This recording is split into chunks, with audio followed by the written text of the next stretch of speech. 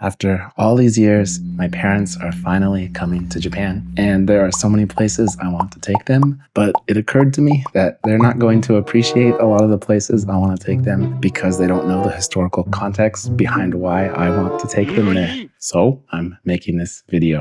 We'll start way back, like 20,000 years ago, and work our way up to almost present day. And along the way, we will look at specific places where specific things happened during that time period. I wish that I had viewed this video before my first trip to Japan, or even my first 20 trips. In the description of the video, you'll find a custom Google map that has all of the places that I mentioned in this video, so you can quickly and easily go and look them up and decide if you want to visit them yourself. And I have to mention that if you're studying Japanese, you'll also find a link to Native Shark, which I'm helping to build, and which I do think is the best resource on planet Earth if you're trying to learn Japanese, especially if you want to get to a very high level of comprehension. One last thing, in this video we cover a lot of Japanese history, and as such we cover a lot of things that are violent or gruesome or intense or just otherwise perhaps not suitable for a very young audience. So if you're thinking about having your kid watch this video with you, maybe first go to the description at the very bottom and check out some of the disclaimers I put about the types of content we do include.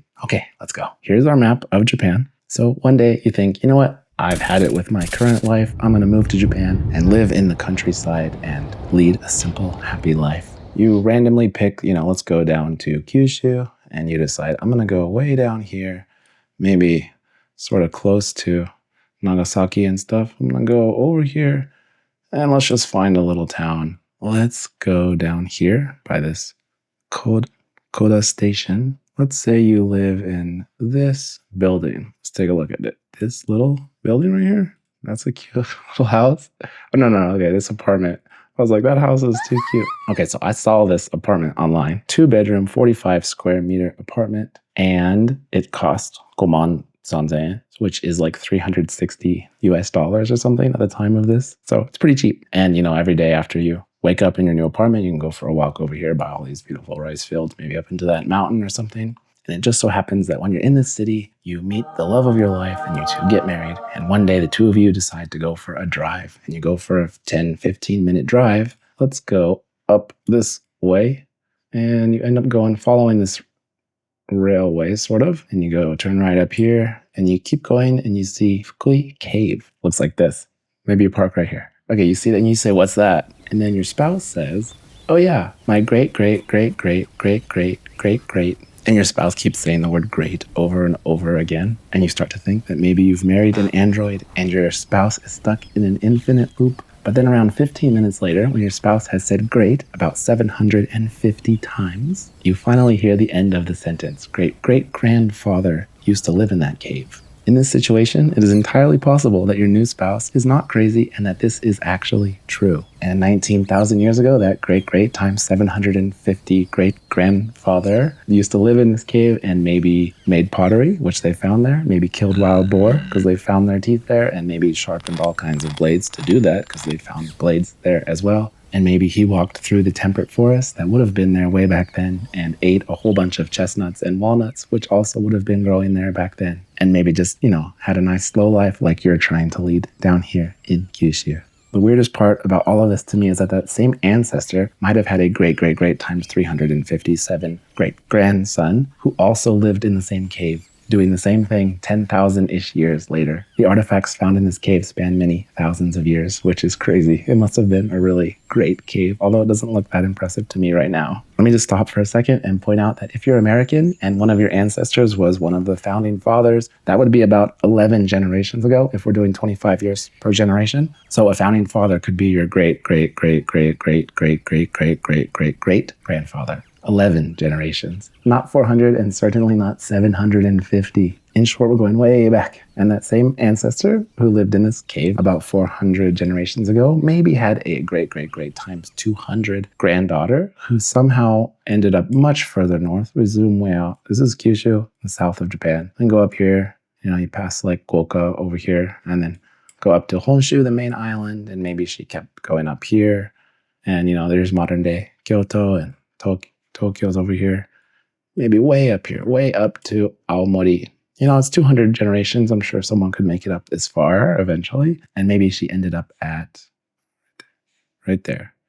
Sannai Maruyama Iseki. And maybe she lived in a big building like this with a bunch of other people. You can go visit this house, by the way. We're now talking about maybe 2600 BC. So people were living in these long houses, as they call them, at the same time the Great Pyramids of Giza were being built. These buildings are reconstructions, obviously. This period of history, by the way, is called Joumon Jidai, so Joumon Period. And maybe this girl living in one of these long houses, let's call her Joumon Julie. Well, maybe Julie has some kids. And somewhere along the way, those kids who, like her, are Joumonjin, Joumon people, with longer forearms, deep-set eyes, and shorter, wider faces, met up with some Yayoi-jin, Yayoi people, who have shallower set eyes and narrower faces, and maybe came from China or Korea. Yeah, and maybe Julie's descendants met some of these Yayoi-jin, and they made kids of their own. Hopefully, Julie's descendants didn't just get killed off by these Yayoi-jin, since over the next couple of thousand years or so, the number of Joumon people drops quite drastically.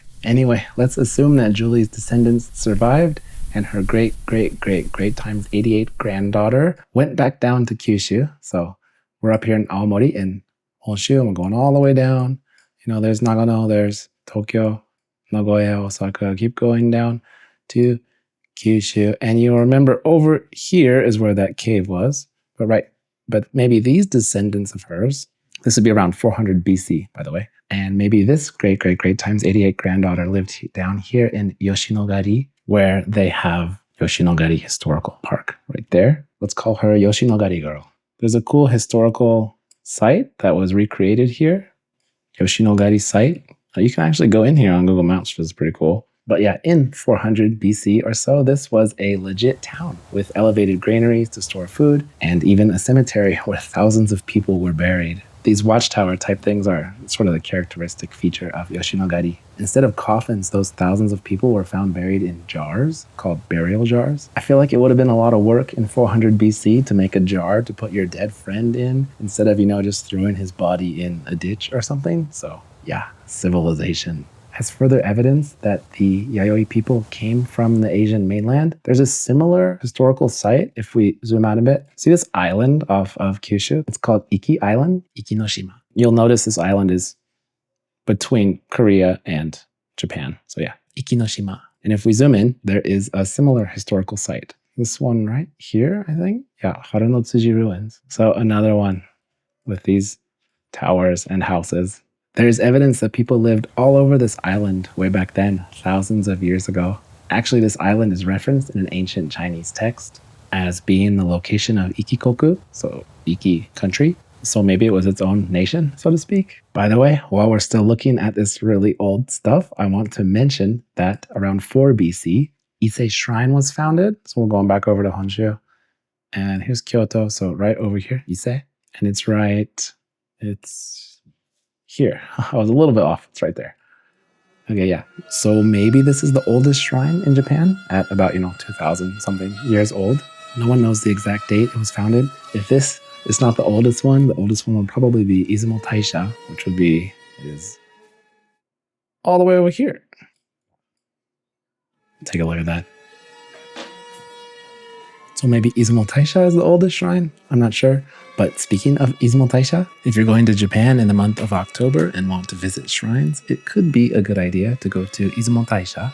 To explain why, let me show you part of a lesson we have on Native Shark. You can see we've got a lot of different types of lessons, about 1,000 or so. This one is Japanese style names for months, because back in the day, Japan had its own unique names for months based on the old lunisolar calendar. I'm mentioning this lesson now because if we scroll down, we see a part about shrines. Kannazuki, which is modern-day Jugatsu, October, is famous for being the month that nearly all the gods leave their local shrines to visit Izumo Taisha, Izumo Grand Shrine. It is the godless month, so to speak. For this reason, people who live around Izumo, which is in modern-day Shimane Prefecture, call this month Kami Aritsuki, the god existing present month. So since the majority of the gods are there at Izumo Taisha during this time, you might want to go visit then. And if you're like me, you might be wondering about this. You just learned about the origin of Kannazuki, the traditional Japanese name for the month of October, in your junior high school class, and ask your teacher a question. じゃあ例えば神無月に神社行ってお参りしても意味ないんですか？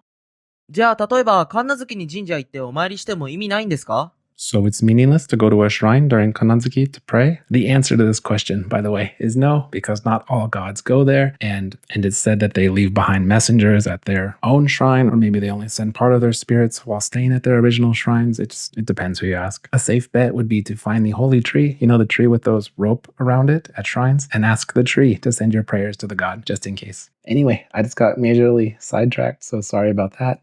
If you recall, you and your spouse are living down here. Your new spouse that you met during your new life in Japan. You guys met down around here, right? Around Sasebo and Nagasaki Prefecture. And maybe you enjoyed the countryside slow life at first, but you're getting kind of sick of it. And so you convince your spouse you want to move to a city. And you say, let's go up to Osaka. But being a country person, your spouse doesn't want to live in the heart of Osaka. It's a little too city for them. So they decide to go to Sakai, this little city to the south of it. Okay, so you live here now in Sakai, and one day you decide to go for a walk. Maybe around here is where your apartment is. And of course, since you just moved here, you get lost. So you open up Google Maps and take a look at the area, and you notice there are a bunch of these keyhole-shaped things. Like here's one, here's one, here's one, here's one, here's one. Oh yeah, your spouse says, those are tombs. See that largest one right there? It's one of the largest tombs in the world. My great-great-great times 62 grandfather helped build it. He would have been the great-great-great times 30 grandson of Yoshinogari girl, by the way. They say Emperor Nintoku is buried there. This was back in Kofun Jidai, the Kofun Period. The word Kofun literally means ancient burial mound. So let's call that ancestor who helped build it the Kofun Kid. Emperor Nintoku, by the way, was the 16th emperor of Japan, but maybe the first 10 or so were just mythical figures. Or maybe back in 400 BC, Yoshinogari girl knew the first emperor, the legendary Jinmu Tenno, descendant of the sun goddess Amaterasu, as well as a descendant of the storm god Susanoo. Maybe he lived in Yoshinogari. It is said that the first emperor lived around the north of Kyushu, and you might remember Yoshinogari was like over here somewhere. No one can say for sure. Anyway, you can go to a convenience store, like, say, this 7-Eleven. Yeah, maybe right here. We go to this 7-Eleven right here. And maybe you go here and you grab a coffee and you go for a walk. Right here. I used to live by one that looked just like this. Anyway, maybe you go into this 7-Eleven and buy an iced coffee because I loved their iced coffee that comes from their iced coffee machine. And then you go for a walk, down this way, over here. Maybe you just make a nice big circle around this huge burial mound and wonder about the people who built it or the people who are buried in there. Unfortunately, you can't go inside. They don't let people desecrate ancient burial mounds, I guess. However, you can go inside the ones that they have that are very similar back on what we were just talking about, Ikinoshima, Iki Island. If you remember, we were looking at the ruins right here. And when you sort of zoom in, a lot of these places say tumulus on them. And that's just a word for a burial mound. Let's try a different one. There's another one up here. Kakegi Kofu. Oh, there's a little path. Maybe they'll let us drop our guy here. Yeah, see this mound right here? That also is an ancient burial mound from Kofun Jidai, the Kofun Period, the ancient burial mound period. Only it's on this island in between Korea and Japan. Although the ones on this island were built a couple hundred years after that one in Sakai. But yeah, it would seem that people were crossing this ocean, a couple thousand years ago. We're somewhere around 425 AD at this point when these big burial mounds are getting built. So if Ise Shrine or Izumo Taisha were built around when Jesus Christ was alive, then this would be, about 400 years after that. And let's keep going forward more. The Kofun kid's great-great-great-great-great-granddaughter, let's call her Asuka, lived during Asuka Jidai, the Asuka Period, 538 to 710 AD. And Asuka also lived in this general area, and she married the son of a saddle maker from Korea. So her clan name becomes Kuratsukuri, literally saddle maker. And the two of them have a son who they name Tori. But their son Tori doesn't just want to build saddles. He thinks he can do better. So he goes from being just called Kuratsukuri no Tori, Tori of the saddle makers, to also having the title Bushi added onto the end of his name. Bushi meaning maker of Buddhist images. We're around 600 AD at this point, by the way. So Tori was alive at the same time as the Prophet Muhammad. In 606 AD, Tori goes and sculpts one of the oldest statues in Japan remaining today. You can go see it right here at Asuka Temple down there. Okay, so it's right there. So here's the big keyhole tomb. And then over here, Let me zoom out a little bit so you can see. Over here is Asuka there, Asuka Temple. That's where you can see this very old statue. It's about a 45-minute drive from the tomb to this temple. Empress Suiko, the ruler of Japan at the time, was apparently so impressed with this statue that she granted Tori his own lands and a rank of nobility. Not bad for the son of a saddle maker, right? When you stroll into this temple and you look at the statue, make sure you turn to whatever tourist is standing next to you and smugly state, the son of a saddle maker sculpted this statue 1400 years ago. I married his great-great-great times 53 grandkid. Asuka Period is famous because this is when Buddhism really started to kick off in Japan. It's not surprising that the oldest wooden buildings in all of Japan are at a Buddhist temple at Horyuji. So this temple was founded just a year after Tori finished that sculpture we were just talking about. Yeah, so another 40-minute drive, this one, to the north, to Horyuji. And yeah, very old buildings. Like so many of these ancient wooden buildings in Japan, they burned down after getting struck by lightning, this time in the year 670. But apparently they started reconstructing them right after that, so they're still pretty old. What's more interesting to me is that this temple has another sculpture by Toribushi, this Shaka Triad one. This one was finished in the year 623, and apparently it's a likeness of Shotoku Taishi, so Prince Shotoku, who is probably the most famous person from this general time period in Japanese history because he modernized the government and did all this other stuff. Toribushi made the statue in his likeness as a sort of prayer to help Shotoku Taishi recover from an illness, but maybe he didn't sculpt fast enough because Shotoku Taishi died before he finished the sculpture. Maybe one of Tori's great-grandkids wasn't into all this Buddhist stuff. Maybe instead he became a Shinto priest. Shinto is like the original animistic religion of Japan. We already mentioned Ise Shrine, which was over here, right? And Izumo Taisha, which was over here, as being much older. And around maybe 100 AD or so about 100-ish years after these two really old shrines, and about 500 years before that old wooden temple we just saw, Atsuta Shrine over here somewhere in Nagoya was founded, or so they say. Now, why do I mention this shrine? Because maybe Tori's great-grandson or whatever was a priest at this shrine in 686, during which time Tenmu Tenno, Emperor Tenmu, gets sick and dies, presumably back, over in this area somewhere. So a team of crack experts gets together to think, what caused the death of our emperor? And they determine that it was caused by dysentery of a parasitic infection of the intestines. No, I'm kidding. That would be ridiculous, right? They determined that his illness was caused by his proximity to Kusanagi, the legendary sword that Susanoo, god of storms, got from the tail of the 8-headed snake Yamato no Orochi after he killed it, and which he later gave to his sister, Amaterasu, goddess of the sun.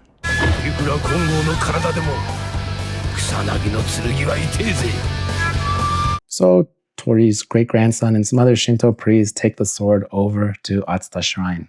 So to get it away from the imperial family, because apparently it makes them sick and die with its awesome power. And the sword is said to still be here to this day, although it's kind of hard to tell because no one's allowed to see it. Apparently some priests did see it once, and then all of them except for one died of a mysterious illness. We'll come back to this shrine in 501 years, by the way, so look forward to that. So today, the capital of Japan is Tokyo, over in the east, and before that, it was Kyoto, over toward the west, and before it was Kyoto, for the better part of a century, it was Nara, which is just a little bit south of Kyoto here, and that's where the temple we saw earlier is located, Horyuji. So we're south of Kyoto and east of Osaka and also east of Sakai, where we had that big tomb. Not surprisingly, the time that Nara was capital is called Nara Jidai, the Nara Period, 710 to 794. If you've ever been to Japan, there's a pretty good chance that you went to Nara so that you could go to Nara Park and see all the deer and feed them crackers. If you were in the area, there's a pretty good chance you also went to see this gigantic structure up here called Todaiji, literally East Big Temple, which was established during the Nara period. There's a huge Buddha statue inside, and it said that 350,000 people contributed directly to its construction. More broadly, it said that 2.6 million people collaborated to build not just the statue of the Buddha, but also the big buildings surrounding it, contributing stuff like rice, wood, metal, and, of course, labor. Why were all these people working so hard to build big Buddha statues? Well, there was this emperor, Shomu Tenno, Emperor Shomu, who reigned from 724 to 749. And during his reign, there were all kinds of calamities, including a smallpox epidemic that wiped out 1/3 of the entire country's population. There were also natural disasters, rebellions, all kinds of good stuff that made Shomu Tenno think, hey, we need the Buddha to protect us. What if we just built Buddhist temples all over Japan? Then the Buddha will protect us and prevent all this stuff from happening. When I was researching for this video, I came across an article about a guy named Hashimura Koei, who right now is the 224th chief abbot of the Nara temple Todaiji. Now, I don't know what a chief abbot does, but I think it's pretty clear that we need to go and find out who the first chief abbot of this temple was. Okay, so looking at this map right here, see it says Todaiji. This is the Hondo, I think it's called. It's the big building that has the Buddha statue in it. And over here to the right, you see where it says Nigatsudo. So like that literally means the February hall. And if you zoom in, like right in front of it, you see this thing right here that says Roben Cedar. Well, it's said that back before this temple was built, back in 689, an eagle snatched up a baby out of a rice field or something. Then the eagle dropped the baby into this tree. A monk found the baby and, of course, raised the baby to become a monk. The baby came to be known as Roben. That's why it says Roben Cedar. And Roben was, I think, the first chief abbot of this temple. And yeah, maybe 2.6 million people helped to build Todaiji, but our guy Roben presided over the drawing of the eyes ceremony when the great Buddha statue was finished in 752. I don't know what a drawing of the eyes ceremony is, but I read that it was attended by 10,000 monks, including 4,000 dancers, to celebrate the completion of this great Buddha statue. And apparently Emperor Shomu invited this Indian monk named Bodhisena all the way over to Japan just for this ceremony. Being huge and old and historical, this whole Todaiji temple complex is pretty cool, but I think I prefer temples like this one instead. So if we zoom out, there's Osaka and this is Nara, and up here is Kyoto, right? And this lake near Kyoto is Biwako, so Lake Biwa. And right, if we zoom in right here, it says Ishiyama-dera. That is literally Stone Mountain Temple. And this is a temple that our guy, Roben, helped to establish during the later years of his life. You know, it's up in the mountains, lots of trees, next to a river. I think you can see the lake from it. I've never been there. I don't know. But I think this is my kind of temple instead. In any case, you'll definitely run into fewer tourists than you'll see feeding deer around Todaiji. So this temple was founded in 747 AD, but its development would continue for many years after that.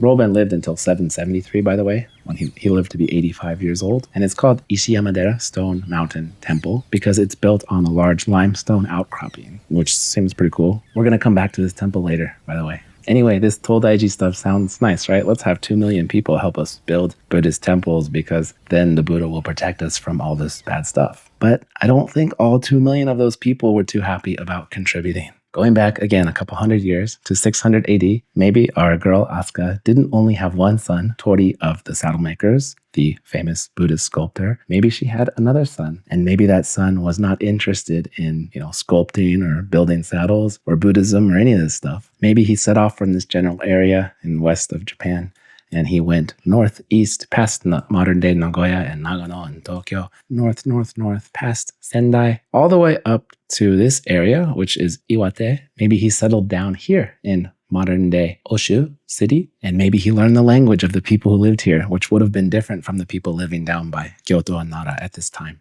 Now, when you imagine the people that were living here back then, I hope you imagine the people from the village in the movie Princess Mononoke Hime. So that guy in the middle, Ashitaka, comes from Emishi village in the movie, and the village has these guys in it, right? Do you notice how all these guys have beards? In ancient Chinese texts, the Emishi were referred to as hairy people. Apparently, the kanji used to write their name means something like shrimp barbarians, which some people think is a reference to the whiskers that a shrimp has. Anyway, maybe this guy settled down with the Emishi people, and maybe he met a girl there, and maybe they had some kids, and their kids had kids, and their kids had kids, and their kids had kids, and their kids had kids, and their kids had kids, and then one of the kids of that last generation was this guy named Aterui, who becomes the leader of the Emishi people. While all these Emishi people are up here just trying to live their lives, these guys come down from Kansai, from Kyoto, Osaka, Sakai, Nara, those areas, and demanding that they give them all their bronze and gold because the emperor demands it. Who's an emperor? And they needed to build statues of the Buddha. Who's Buddha? And soon enough, these guys from the south are coming with soldiers and not asking very nicely anymore.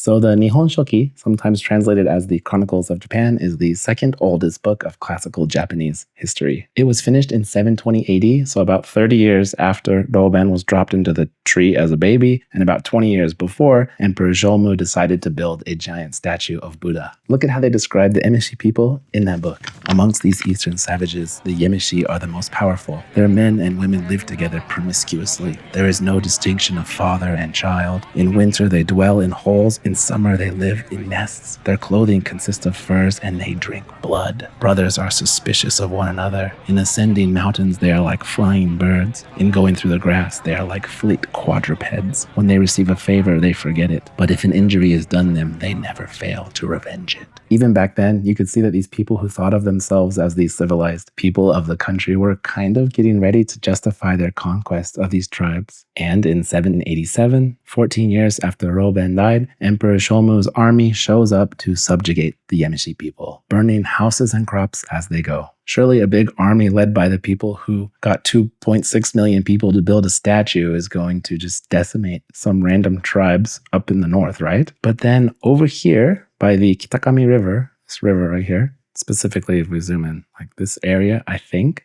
it was here that Aterui's forces, heavily outnumbered and on horseback, ambushed the emperor's forces, driving them into the river. And over 1,000 of their soldiers drowned in a super embarrassing defeat. There's a monument to the battle that's right here. I wonder if we can drop our guy next to it. Yeah. So this is not that big river, by the way. It was this general area where a bunch of so-called savages totally embarrassed the emperor's army. And if we look at the map again, this place right next to it, Aterui no Sato, which literally means Aterui's village. It's not like a museum dedicated to him or anything like that. It's a place where they make rice field art like this. Eventually, this general named Sakanoue, I can never say this guy's name. Sakanoue no Tamuramaro. Sakanoue no Tamuramaro. Say that 10 times fast. He goes up to this area down, they start down here and they come up here with 40,000 troops to subdue the Emishi people. So this is where we saw that battle happen. And then up here, he set up a fort. See what it says right here, Isawa Castle site. That general set up a fort right here from which they could stage their conquest of the Emishi people. Aterui and his guys might have been pretty good at guerrilla warfare, but they couldn't handle an army of this size. So yeah, eventually they surrender. Tamuramaro then brings Aterui back to Kyoto, which is a pretty far trip back then, I would guess. This is the year 802 now. 8 years before this, in 794, Emperor Kammu moved the capital from Nara. Remember, it was in Nara for a while. He moved it over to Kyoto, which at the time was called Heian, literally peaceful capital. So that marked the end of the Nara period and the beginning of the Heian period. Anyway, Tamuramaro brings Aterui back to Kyoto. I'm not sure where exactly, maybe to the Imperial Palace, which I think is here today, but it was not there back then. Instead, it would have been over here to the west a little bit. Yeah, see where it says site of the Daigokure. This is a children's park now. If we drop our little guy back here, maybe we'll be able to see it. Yeah, see this little monument right there? Okay.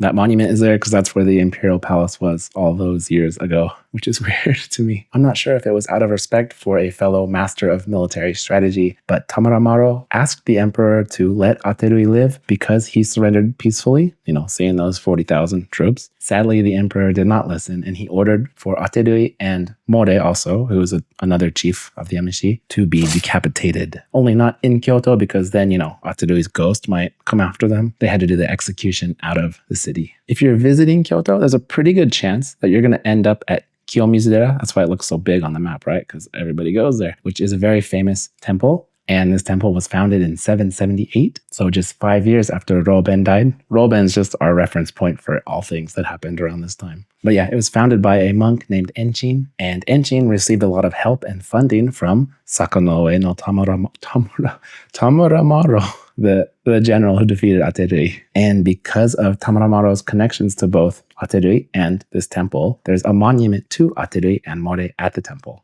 If we zoom in, it's right here. See, it says Monument of Aterui and More.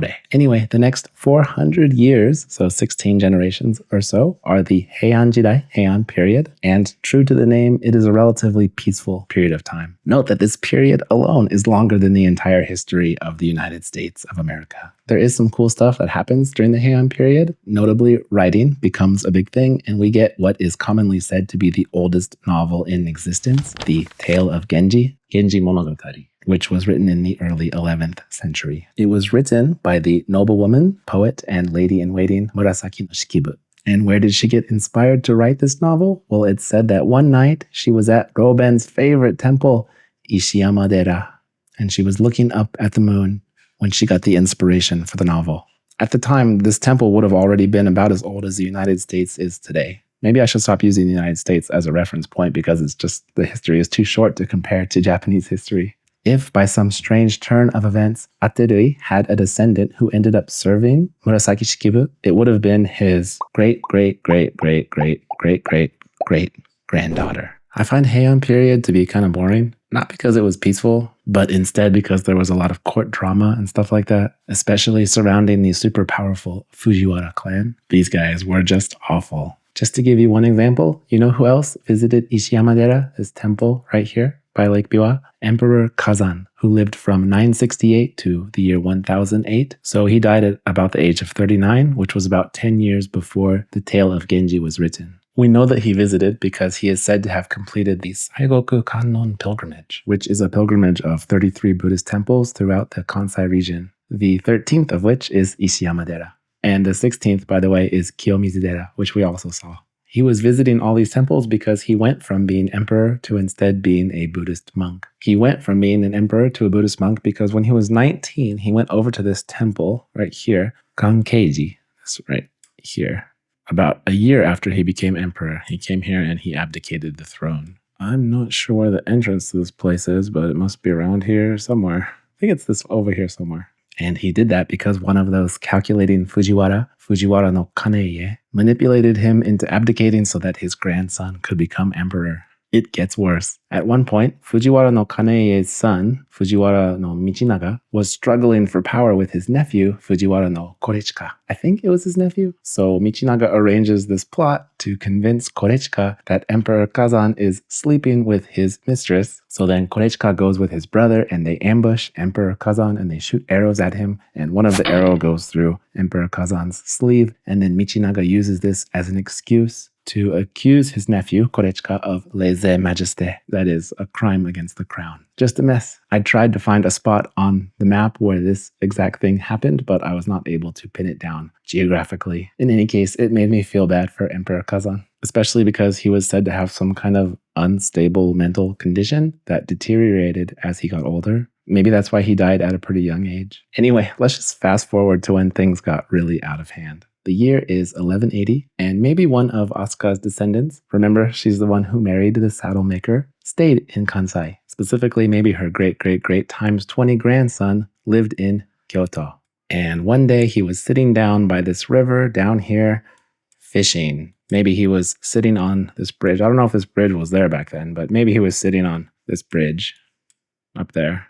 The river's right here. So he's fishing in this river, and he noticed a bunch of people over here on this bridge, Uji Bridge. And there are two forces, one on this side and one on this side. And there's a bunch of warrior monks over here, and they're so good at shooting arrows that they even go through wooden shields of their enemies on this side. Then one of the guys strides out onto the bridge, starting on this side. I doubt the bridge looked quite like this back then, but one of the guys strides out onto the bridge. And like a scene from an action movie, he uses his naginata, which is like a pole with a blade on the end of it, to cut down all the arrows that are flying at him. And he's so amazing at this that he goes on to be remembered as Tajima the Arrow Cutter. The guys who are fighting alongside him make their way across this river, pushing the forces back toward this temple down here. Hey look, statue of Murasaki Shikibu. Remember, she's the one who wrote Tale of Genji because she was inspired at Ishiyama-dera. Anyway, maybe those warrior monks and stuff retreat back to Byodo-in, this historic Buddhist temple. And it becomes pretty clear that they're going to lose this battle. As such, a 73-year-old guy inside of that temple writes a death poem on his war fan before committing seppuku,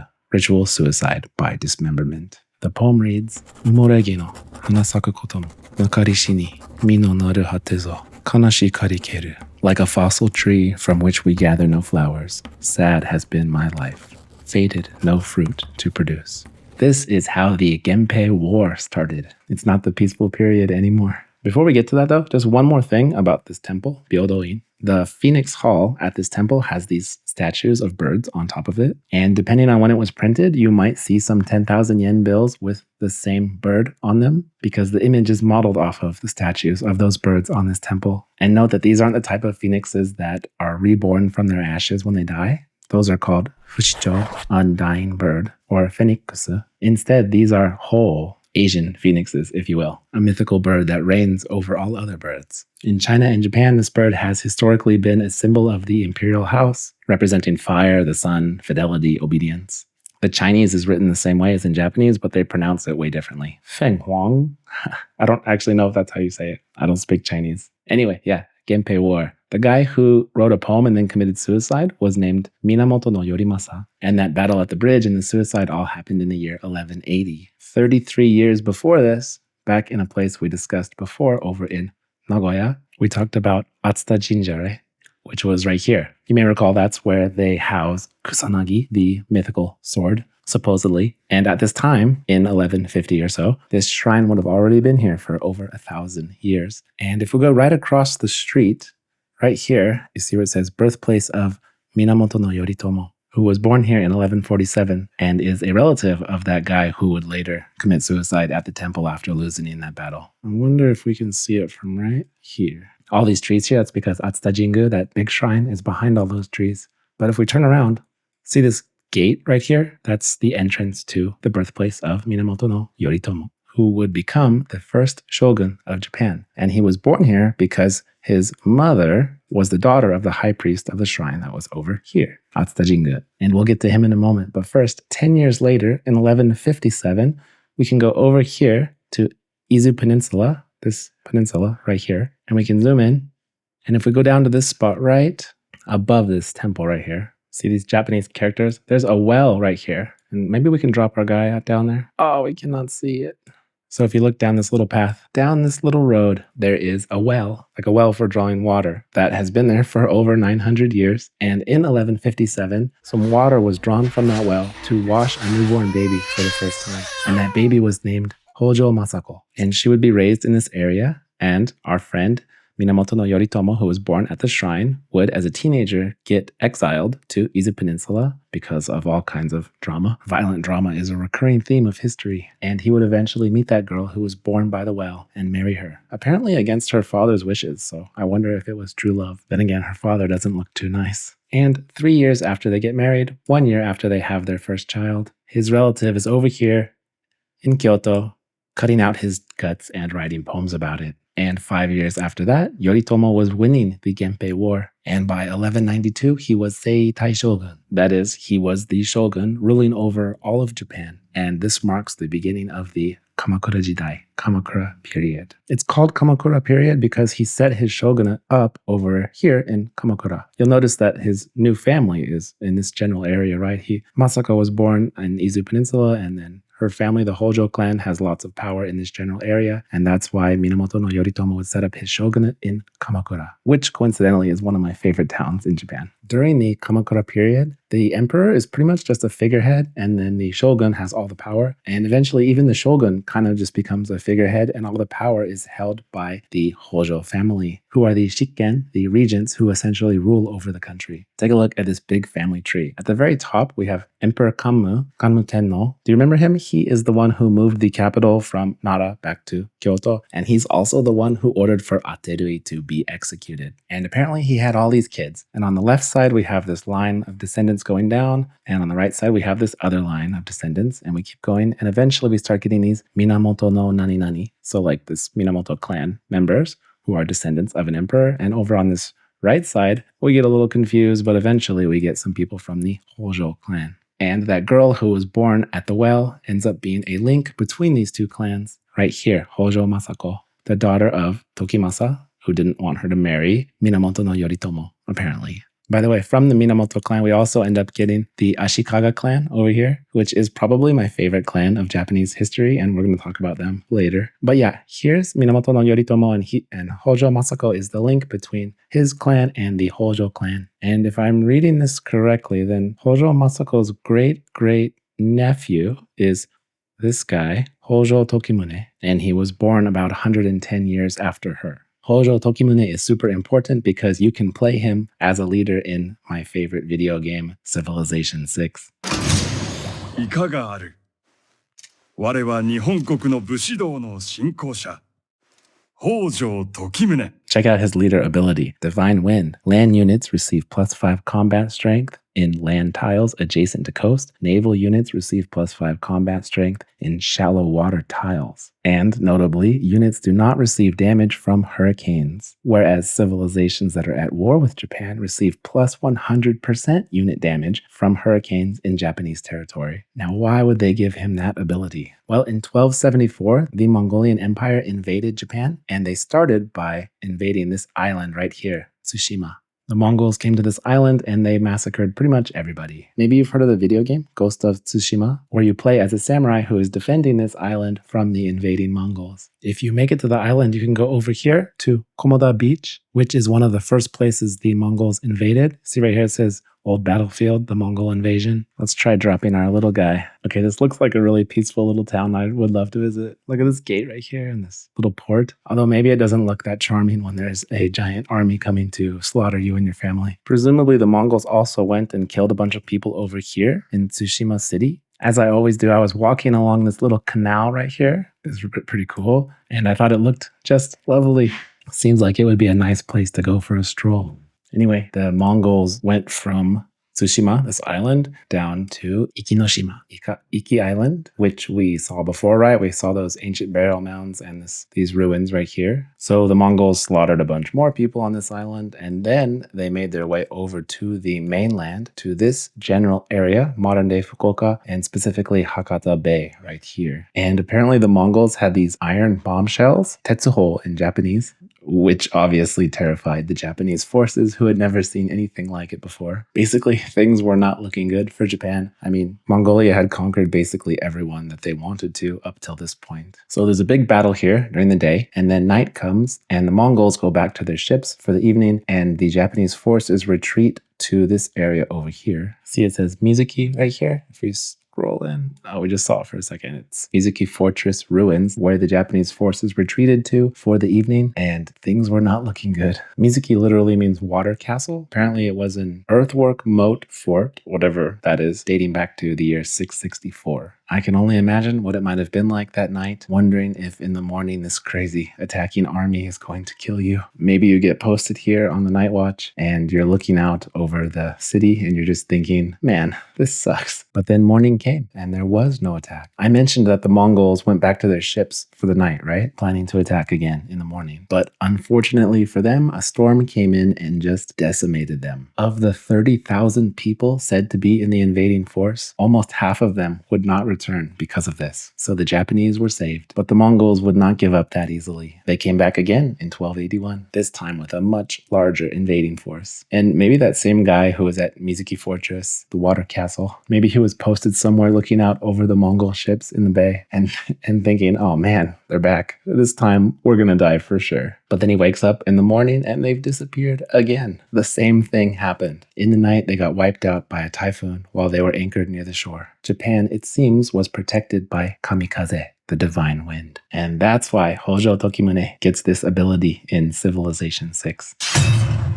神風我らを守り、己はかつての敵のごとく滅亡せるらん。 See this picture of me? This was back in 2021, and that baby I'm carrying is my 4-month-old daughter. Those steps are leading up to Ikegame Honmonji, which is a Buddhist temple. Let's zoom out. I've only ever lived in Tokyo, so obviously it's there. And in the south of Tokyo, right near this river, there's Kamata. That's where my wife is from. And right here you see Ikegami. So that temple is right here. So I was somewhere around, the stairs are over here somewhere, I think. And I used to go for walks all the time carrying my baby because we lived like right around here. This is what it looked like at the top of those stairs. It was June, so there were hydrangeas everywhere, which was cool. In the year before that, we used to go to this temple a lot because my 1-year-old son liked to play in the rocks outside the temple. Wow. Wow. But the real reason I'm mentioning this temple is because it was founded in 1282, just 1 year after the Mongolian army was repelled for the second time. So people have been coming to this temple and chanting Nanmaida for 700 plus years before I even knew it existed. I mentioned the chanting because that was a new thing at the time. This temple is of the Nichiren school of Buddhism, founded by this guy named Nichiren. There's a monument on the temple grounds, apparently in the spot where Nichiren was cremated, and I've walked past this a bunch of times without knowing what it is, other than to think, hey, this is pretty cool. A bunch of new schools of Buddhism popped up during the Kamakura period. Like many Buddhist temples, it's also a cemetery. In fact, my wife's father is buried there. I never got to meet him, unfortunately, but we have visited his grave a few times. Also, when my wife was a teenager, her and her friends used to dare each other to walk through the cemetery at this temple at night. And one of those nights when those teens were hanging out and up to no good, one of my wife's best friends went up into this observation tower that's right here. Oh, I can drop my guy right here. This is the grounds of the cemetery. And there's the observation tower where one night when my wife was a teenager, her best friend went up there with a boy and had a certain type of experience for the first time in her life. But yeah, just imagine things that may have happened at this temple over the course of the last 700 years or so. Anyway, with all this warring and chaos and everything else going on during the Kamakura period, the Kamakura shogunate started to get pretty low on money, which made the bushi, which often gets translated as samurai or just warriors, well, they were getting pretty annoyed. This sets the stage for my favorite clan in Japanese history, the Ashikaga clan. These guys are just the worst. Let's go back and look at that big family tree. We were just talking about Hojo Tokimune, this guy, who was ruling Japan when the Mongols invaded. But now it's 1331, and his grandson, Hojo Takatoki, is ruling. Then we have this emperor, Emperor Go-Daigo, who is sick of having these other people rule Japan. He thinks Japan should be ruled by an emperor, i.e. himself. But at the time, the Hojo clan is still effectively ruling the country. Hojo Takatoki lived down in Kamakura, so south of where we just were, down here, in what is today the temple Hokaiji. It's right over here. Up a little bit, right there. I wonder if our little guy can see it. Oh yeah, there it is. You see this symbol with the triangles? That is the Hojo clan's family symbol. So yeah, Takatoki was living here at the time, but the story of how this became a Buddhist temple is pretty crazy. By the way, let's imagine that your new Japanese spouse's great times 25 grandchild, the Kamakura kid, was a servant of the Hojo clan and was working at their residence. Hearing about Emperor Go-Daigo's insubordinance, Takatoki sends his trusted general, Ashikaga Takauji, to deal with him. So then Takauji goes over to the Kyoto area over here, and he defeats Emperor Go-Daigo. As a result, Go-Daigo gets banished to Oki Islands, these islands over here, off the coast of Shimane Prefecture. Go-Daigo realizes that a laid-back island life is just awesome, and he chills and eats fish for the next 50 years. No, I'm kidding. He recruits a fisherman to help him escape, makes his way back to the mainland, and then starts recruiting a bunch of generals to help overthrow the Hojo clan. War ensues. So again, Takatoki goes to Takauji and is like, can you deal with these guys? Takauji is like, sure, will do, and he goes back to Kyoto. Only, instead of dealing with Go-Daigo and his recruits, he betrays the Hojo clan, and he does so here at Rokuhara Tandai, which I think, if I remember correctly, was a place where a bunch of the Hojo clan's forces were stationed. That's right. Yeah, see right here, site of Rokuhara Tandai. Let's drop our guy. Must be this place, I guess. Although apparently this is a Buddhist temple now. Still looks pretty cool. As you might guess, this is not good for the Hojo clan, and this warrior, Nitta Yoshisada, then rallies up his forces and attacks Kamakura. You'll remember that the Hojo clan is stationed in Kamakura, so this is where Yoshisada is going to attack, and this is a pretty cool story. But first, some context. So this one time, back in 2013, I was an English teacher in Tokyo, and on my day off, I went to Kamakura and I was just exploring, and I decided to walk along the beach, right along here in Kamakura, I'm pretty sure this was different from the day when I sat down closer to the water on some steps and I was eating a pizza dumpling and I got it stolen out of my hand by a hawk. Well, more specifically from a tobi. Anyway, I walked along this shore right here, making my way over toward this cape, which if we look at it this way, maybe you couldn't have seen it from that view just now, but this place right here, Cape Inamuragasaki, I made my way over to, there's like a little cape that juts out from the coast here. And I took a picture of a statue that's there and sent it to my new girlfriend and future wife. I didn't know that this place was called Inamuragasaki, and I certainly didn't know what happened there 680 years and 1 month prior to when I was there. Let's look at it from the other side. So on Kamakura is up here, but we're going to start on this side over here. And let's say we're trying to go to Kamakura. We have to go this way. And Nitta Yoshisada managed to successfully invade Kamakura by taking his forces around this cape right here, presumably on a day with a very low tide. Because as you can see here, the water is pretty much up to the cape, right? Or maybe the mythical legend of what happened that day is the true version. Nitta threw his sword into the sea as an offering to the sun goddess, Amaterasu, and the sea parted as if by a miracle, clearing a beach wide enough for Nitta's army to traverse. Now remember that Takatoki lives over here at modern-day Hokkaiji, so it's right there, Hokkaiji. That's where Takatoki is living at the time that this happens, in this place. But after Yoshisada goes around the cape and invades Kamakura, and Takatoki sees that it's burning to the ground, he and his clan retreat to the temple Toshoji, which you see right here, it says Toshoji site, not Toshoji temple. Right? That's because if we drop our little guy here, we will see that there is no temple there. It's just an empty, grassy area, right?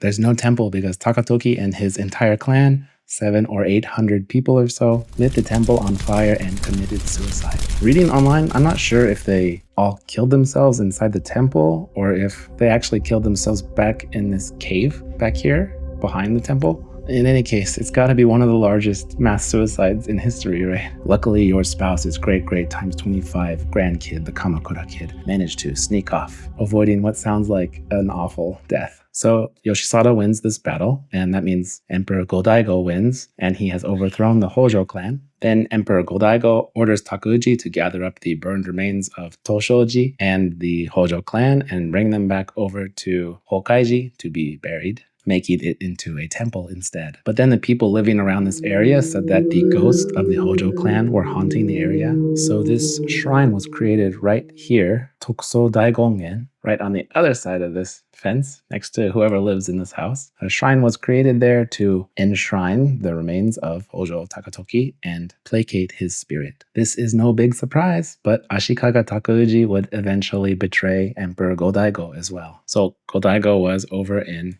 Kyoto, up right here, and Takuji betrays him, and so he has to flee, and he flees down to Mount Yoshino, which is down here. And Go-Daigo actually sets up a separate sort of imperial family base. And as a result, this is a weird period in Japanese history that lasted for about 60 years, where there were two emperors. There's Go-Daigo down here at Mount Yoshino, and then, there's the false emperor that Takuji installed up in Kyoto proper. Apparently this shrine, Yoshimizu Shrine, right here, is where Go-Daigo set up his palace. Oh, can I drop my guy? Yeah, so maybe back through here. Right here. Mount Yoshino, by the way, is one of the most popular places in the entire country to go and view cherry blossoms. Now, remember that guy, Nitta Yoshisada, the one who took his forces around the beach when they were invading Kamakura? Well, just 3 years after that, he would end up dead. And he would die up here in Fukui, fighting the forces of Ashikaga Takuji. It happened right around here at what today is Fujishima Shrine. Right here, this place. Let's drop our guy. So up in here, maybe? It's said that during the battle, Yoshisada got pinned under his horse after it got hit by an arrow. And seeing that he was an easy target for arrows after that, being pinned under a big horse and all, they say that he cut off his own head. Then about 300 years later, in 1660, a farmer was tilling some field around here, and he found what is believed to be Yoshisada's helmet. So this shrine was built to honor him. This is true of much of history in general, but most of these guys seem pretty awful to me. Nevertheless, the guys who took Emperor Go-Daigo's side tend to be remembered more fondly because they showed loyalty to the imperial family and all that stuff.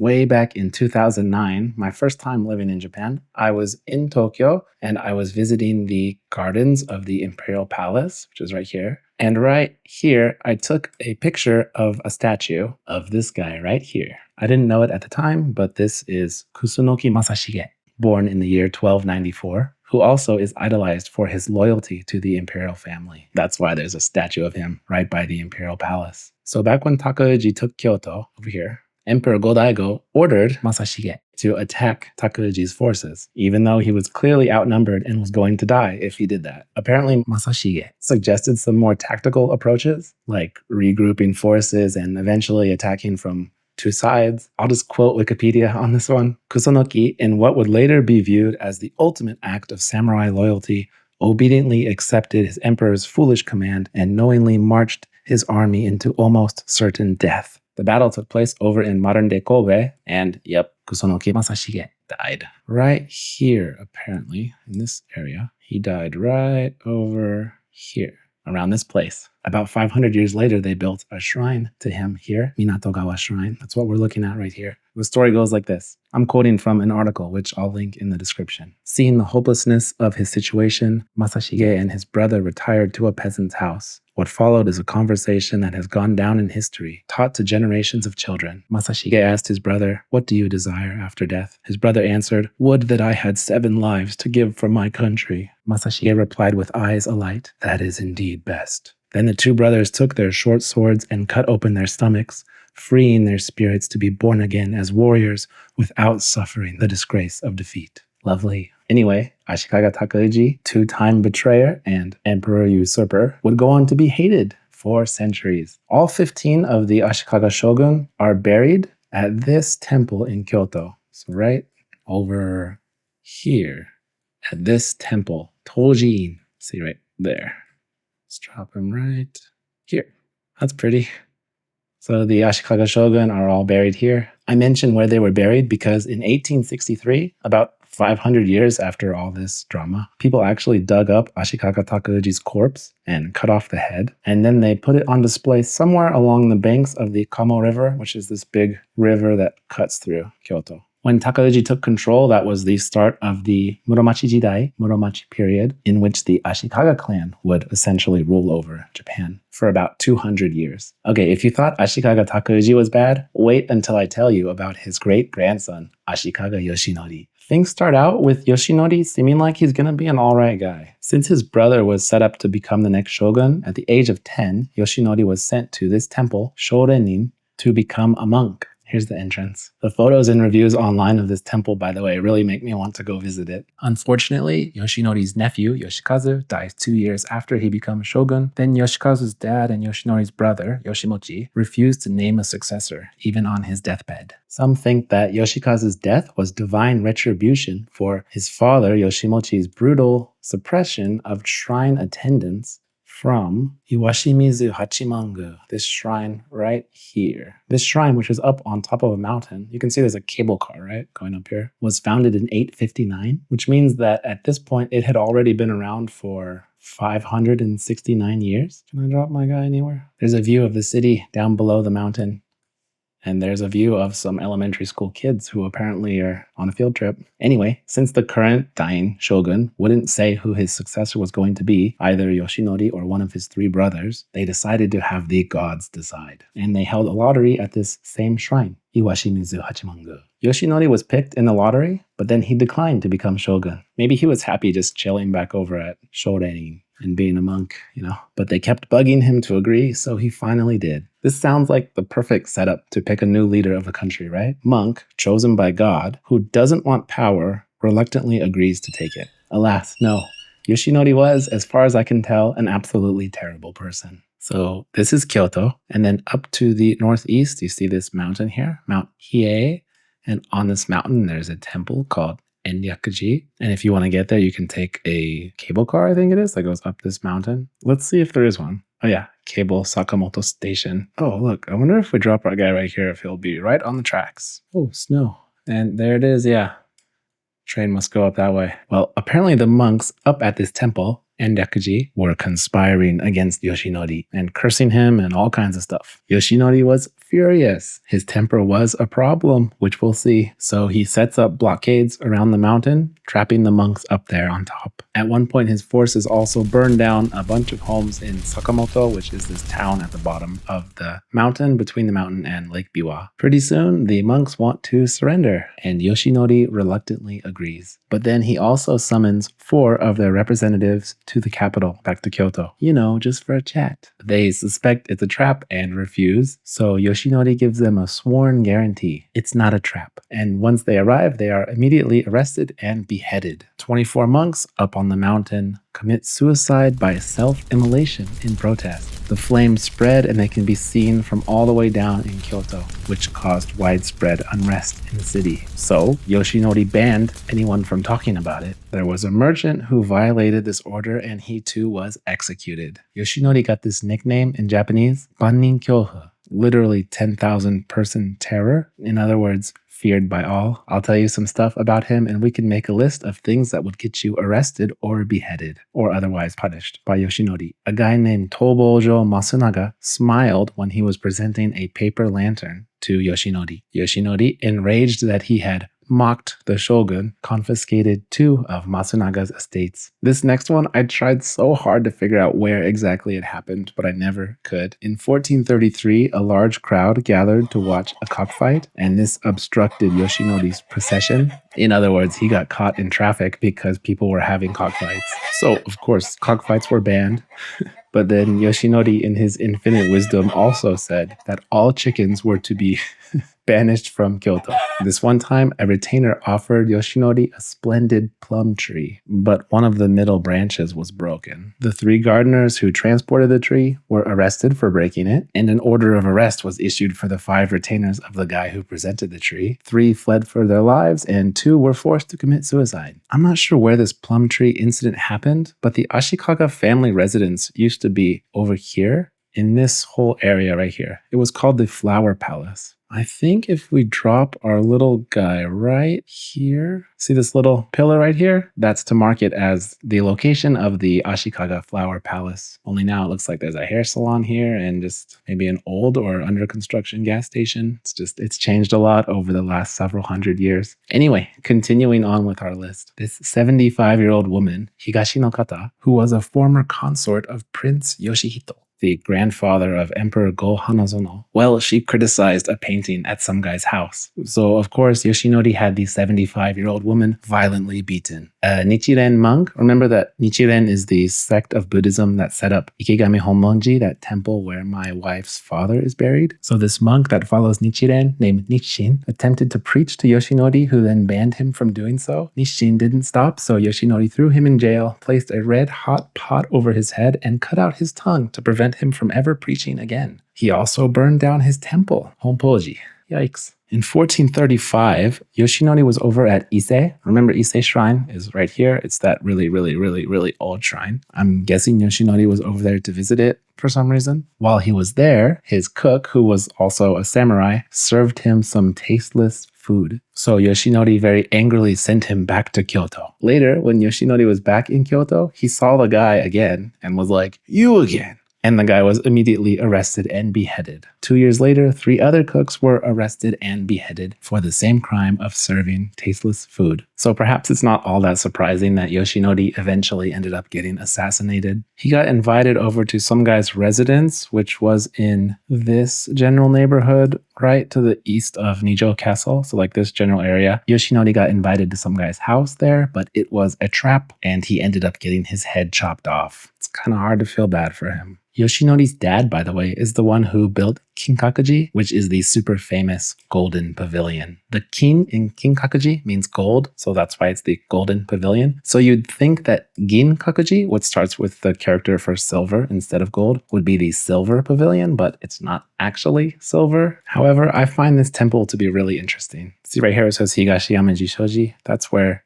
Ginkakuji is. See, it says Ginkaku right there. Part of the reason I find Ginkakuji interesting is that it's built by Yoshimasa, who's Yoshinori's son. Yoshimasa was a terrible shogun. In some ways, I sympathize with him because it seems like he just didn't want to do all this shogun stuff. He just wanted to write Chinese poems and drink tea and hang out and design gardens. So while he is sometimes remembered as the worst shogun of all the shogun in Japan, he did do a lot to shape Japanese culture. Okay, so remember Lake Biwa, which is this lake right here. And we remember that Ishiyamadera is down here. And we remember that Sakamoto, that town that Yoshinori burned down because of the monks up on Mount Hiei, is right here. And so if you go to Biwako, Lake Biwa, you might be thinking about all of those stories, but I think I will be thinking about a different one. I'm going to be looking out over the lake and thinking about this woman named Imamairi. It is speculated that she was Yoshimasa's wet nurse when he was a baby, but then she's also been called his favorite mistress. So in addition to raising him, maybe she also inducted him into the ways of love, even though she would have been at least 10 years older than him. And well, in 1459, Yoshimasa's wife, Hinotomiko, had their first son. Unfortunately, the baby died soon after being born. Then Yoshimasa's mother says that the baby died because Imamairi paid some monks up on the mountain to pray for the infant's death. Why would she do that? Did Yoshimasa and Imamairi have an illegitimate son together at some point? Was that son cast aside or even killed? Or did Yoshimasa's mom just not like her because she was more of a mother to Yoshimasa than she was? We'll never know. In response, Yoshimasa apparently immediately ordered for Imamairi to be banished to Oki Island. Now, not Oki Islands, these islands over here where Go-Daigo got sent when he got defeated. We're talking about Oki Island, singular, which is this island right here in the lake. Yoshimasa ordered for her to be sent here, but then 4 days later, she was dead. Some say she was put to death by drowning. Others say that she realized that she was going to be put to death, and so she chose to kill herself instead in the traditional way of the samurai,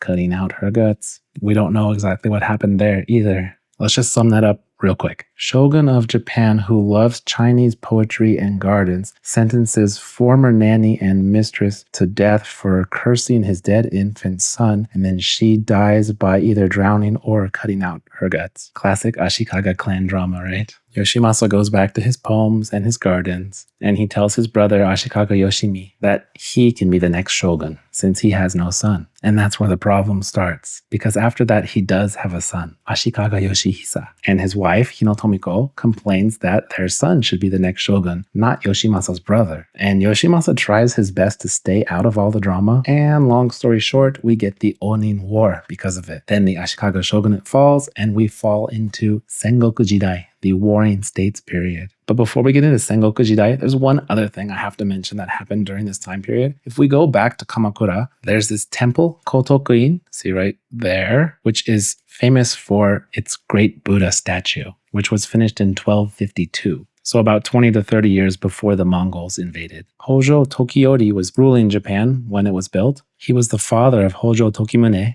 our friend from Civilization 6. When I first visited this temple, I thought it was crazy when I heard that there was a building around the giant Buddha statue that got destroyed by a tsunami in 1498. But apparently that's probably not true, and the building got destroyed by storms and stuff before that. But in any case, the death toll from the earthquake and tsunami that did happen around this time is said to be in the tens of thousands of people. Scary. Now, remember how you have a new Japanese spouse with ancestors spanning all of these different areas? Well, the two of you go on a road trip and you're driving around in the general area of Nagano. And while doing so, your spouse says, "Hey, do you want to see the fort/castle where my great times 16 grandfather was stationed 490 years ago?" So you're driving along down here in this area, right here. It's pretty. And you go up this little road, and the pavement ends and it becomes a dirt road. And further up there, you end up at a parking lot, which really just looks like a meadow. And you park there, and the two of you hike up into the mountains for about 30 minutes. The fort is called Umi no Kuchijo, literally mouth to the sea castle. I'm not sure why it's called that when there's no sea nearby, but we can just call this ancestor the Sea Castle Kid anyway. And in 1536, Sea Castle Kid is defending this fort when some guys attack, but then he and the other defenders successfully repel the attack. Success. The enemy retreats. But while the enemy was retreating, this 15-year-old kid convinced his father to let him lead 300 of the rear guard in a surprise attack in the dark at 4 a.m. the next morning. Caught off guard and probably a bit tipsy from their party, the defenders are defeated and the castle falls. That 15-year-old kid would come to be known as Takeda Shingen, one of the most famous warlords in all of Japanese history. I always hear about Takeda Shingen as being this amazing fighter or tactician. In one of the most famous battles in all of the history of Japan, he was up here. Yeah, right there where it says Kawanakajima Old Battlefield. Takeda Shingen was right there when his rival, Uesugi Kenshin, cut through his forces and attacked him. This is what the place looks like today. And Takeda Shingen, having no time to prepare himself, had to fight off Uesugi Kenshin using only his war fan. And that's why if we flip this camera around, we'll see there's a statue of Takeda Shingen being attacked and fighting off his enemy with just a fan. That was in 1561, so maybe your new Japanese spouse's great times 17 grandfather was one of the guys who helped cut through to Takeda Shingen so that this epic battle could take place. Takeda Shingen's whole life was basically one long list of battles and fights. According to a random forum post that I saw, of his 42 battles, he won about 28 of them, so he won about 2/3 of the time, apparently, which I suppose is pretty good. During this period, Sengoku Period, there were basically battles and fights going on all over the place. There's an entire 6-episode docuseries on Netflix about everything that happened around this time. Age of Samurai, Battle for Japan. Needless to say, I'm not going to get into all the details, but what follows is my short, map-heavy version. We have 4 main characters: Takeda Shingen, Oda Nobunaga, Toyotomi Hideyoshi, and Tokugawa Ieyasu. All these guys are very ambitious and no doubt hope to rule over all of Japan someday. First, we have Takeda Shingen. In January of 1573, a decade after that fight with the war fan, he's down here in modern-day Hamamatsu, right here. Yeah, Mikatahara Historic Battlefield. Over in here somewhere. And in this battle, his cavalry just decimates the forces of Tokugawa Ieyasu, the 4th guy I mentioned. But then a year later, before Takeda Shingen could continue moving because you notice he started in Nagano, like up in this general area, and he's working his way southwest toward Kyoto, where all the good stuff is. And well, before he manages to do that and conquer all of Japan, he mysteriously dies a year after this battle. While they're making their way west, they're at this place. So it says site of Noda Castle. Takeda Shingen's forces are here a year later, and they put this castle under siege. There's a temple there now, somewhere up in here. Takeda's men drained the moat around the castle, which apparently is a thing you can do. So the people inside had no water to drink and no fortification from the water. And they were also outnumbered. But then Takeda Shingen does something stupid. He goes and gets hit by a sniper's arrow. On the map, they supposedly have the places that this happened. If you look right here, it says legendary Takeda Shingen sniped shot. And then right here, legendary Takeda Shingen sniping spot. So apparently a guy was up here in the castle and he shot his arrow down here and hit Takeda Shingen. But Takeda Shingen supposedly didn't die when this happened and his forces kept moving west. But then soon after that, maybe he got sick or he had some complications from getting shot. It's not totally clear. And his forces kept it secret for 3 years after that. So he's out of the picture now, and his son Katsuyori takes over. But then Tokugawa Ieyasu and Oda Nobunaga join forces. And in 1575, not far from this spot, over here, they end up battling it out. You see it says site of Nagashino final battlefield, and then over here, Nagashino castle ruins. In short, the Takeda forces get wiped out. Probably because 1, they were outnumbered, and 2, their enemies had a whole lot of muskets by this point. This guy, Toyotomi Hideyoshi, also fought in the battle. Remember, he's one of our 4 main characters. By this time, he had already risen from being a lowly peasant to being one of Oda Nobunaga's daimyo, think feudal lord. I'm not a fan of Hideyoshi, and I'll tell you why in a moment. 7 years after that, Nobunaga has conquered just about all of Japan. And in 1582, Nobunaga is here, up here, in Kyoto, at the temple Honnoji, right there, in there.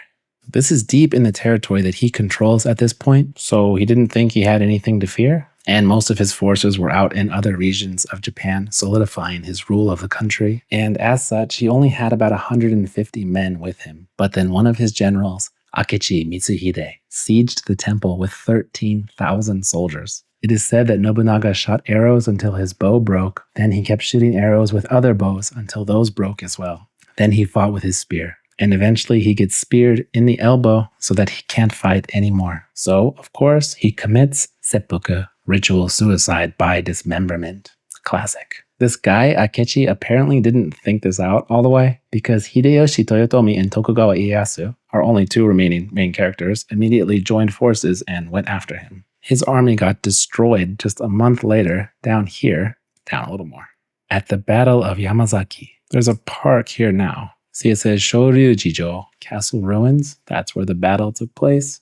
This place. And apparently this battle was the final stage of the 2004 video game Samurai Warriors. I definitely played this game back in high school, and I definitely was oblivious about all this history. Seeing that defeat was imminent, Akechi didn't do the honorable thing, which of course would be ritual suicide by dismemberment, right? Instead, he fled like a coward. I really wish I knew exactly where this happened, but apparently there was a village around here somewhere called Ogurusu, and this guy Nakamura Chobe, who was the leader of a gang of bandits, was hiding in a bamboo grove when Akechi passed by, and this bandit peasant speared him, and he died. But hey, maybe it happened here, where there's now a Suntory Kyoto brewery. Apparently you can get tours of this place, and beer samples too. Nice. We've only got two guys left now, right? Toyotomi Hideyoshi and Tokugawa Ieyasu. First, Hideyoshi rises to the top, and he successfully unifies all of Japan under one rule. As you might expect from someone who went from being a lowly peasant to ruling over the entire country, he's a pretty ambitious guy. So there he is in 1592, 10 years after Nobunaga died, and he's thinking, yeah, ruling over Japan is pretty nice, but what I'd really like is to rule over all of Japan, Korea, and Ming China. So he goes and invades Korea. He fails miserably, by the way, but there are a few other reasons why I would not want to be friends with Toyotomi Hideyoshi. Number one, he is not very nice to Senno-rikyu. Remember that big keyhole-shaped tomb in Sakai, which is down here, next to the apartment you and your new spouse were living in over here? There's this big tomb. That's in Sakai, and also in Sakai right here is a temple called Nanshuji.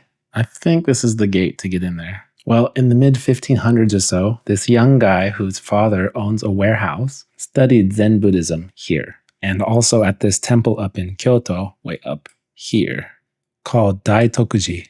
Should be right there, Daitokuji Temple. It's a pretty temple. But yeah, this young guy studies Zen Buddhism at both of these two temples, but he's not only into Zen Buddhism, he's also really into tea, and his name was Senno-rikyu. He was a tea master, and you can sort of think of him as the father of the Japanese way of tea. He served tea for Oda Nobunaga, and then after Nobunaga died, he served tea for Toyotomi Hideyoshi. And apparently he became one of Hideyoshi's closest confidants. Okay, so in 1590, Senno-rikyu's famous disciple, Yamanoue Soji, was in service to the Hojo lords. Yeah, the same Hojo clan we talked about 300 years earlier, where they all committed suicide in Kamakura. Well, apparently not all of them, just most of them. And this tea disciple was serving them in Odawara, right here. And in 1590, Toyotomi Hideyoshi's forces sieged Odawara Castle, which is right here. Oh, I think we're going to get a good view of this one. This castle right here. This causes the fall of the Hojo clan once and for all, by the way. But after this successful siege, Toyotomi ordered this tea disciple to be tortured and decapitated, which I think seems a little excessive. And I just wonder if this became kind of a touchy subject between Toyotomi Hideyoshi and Senno-rikyu, because just a year later, Toyotomi Hideyoshi ordered Senno-rikyu to commit suicide. As any legit tea master would do, Senno-rikyu held a tea ceremony before killing himself, and he held it here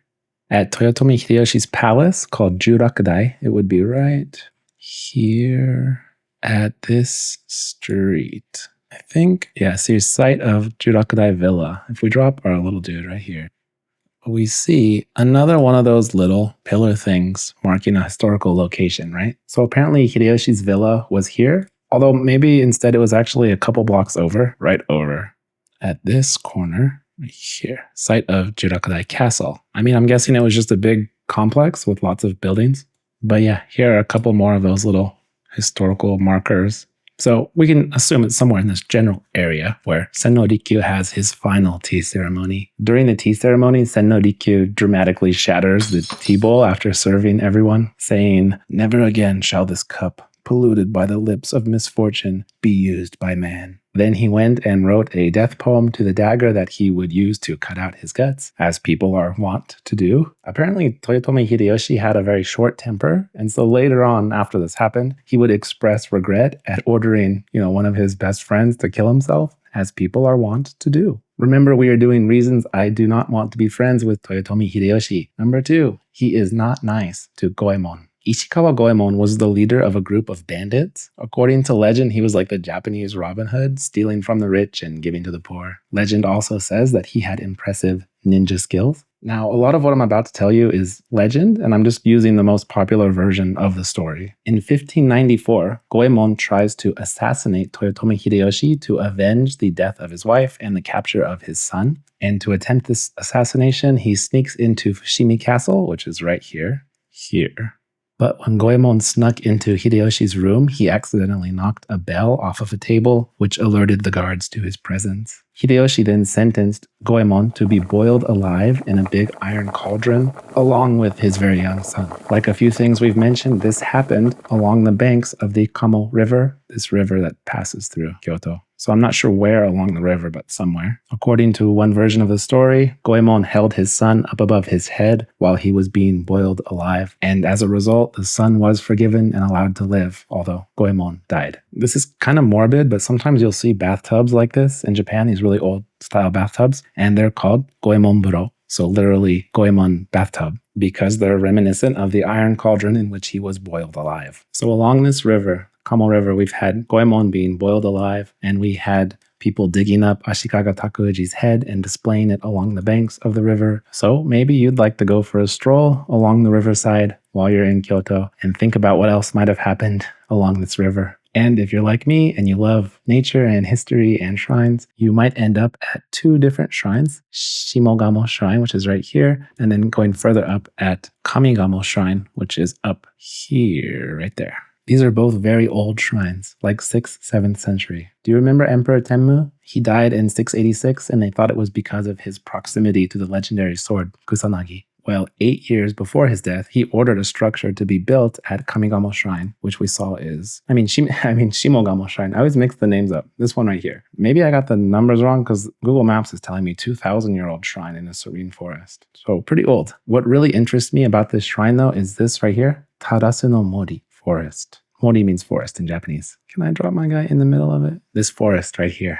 This is a sacred forest, and it's said to be the last remnant of a primeval forest, which is reputed to have never been burned down. That's not entirely true, though. Remember Ashikaga Yoshimasa, the guy who was obsessed with poems and gardens and stuff over here at Higashiyama building his temple? And he was so caught up in all of that he did a terrible job planning his succession, and it led to the Onin War and the fall of his clan. Well, during that war, 70% of Tarasu no Mori, this forest, burned down, which is just really tragic to me. And do you remember how 1,000 years ago, Murasaki Shikibu was over at Ishiyama-dera, the temple down here, looking up at the moon and getting the idea for her novel, The Tale of Genji, Genji Monogatari, which is said to be the first novel of all time? Well, Tarasu no Mori appears in the novel. So this forest is in one of the chapters. Anyway, you can walk along the river and think about all of this stuff and maybe eat at one of the riverside restaurants if it's summer, like they've been doing for hundreds of years. But yeah, reasons I do not want to be friends with Toyotomi Hideyoshi.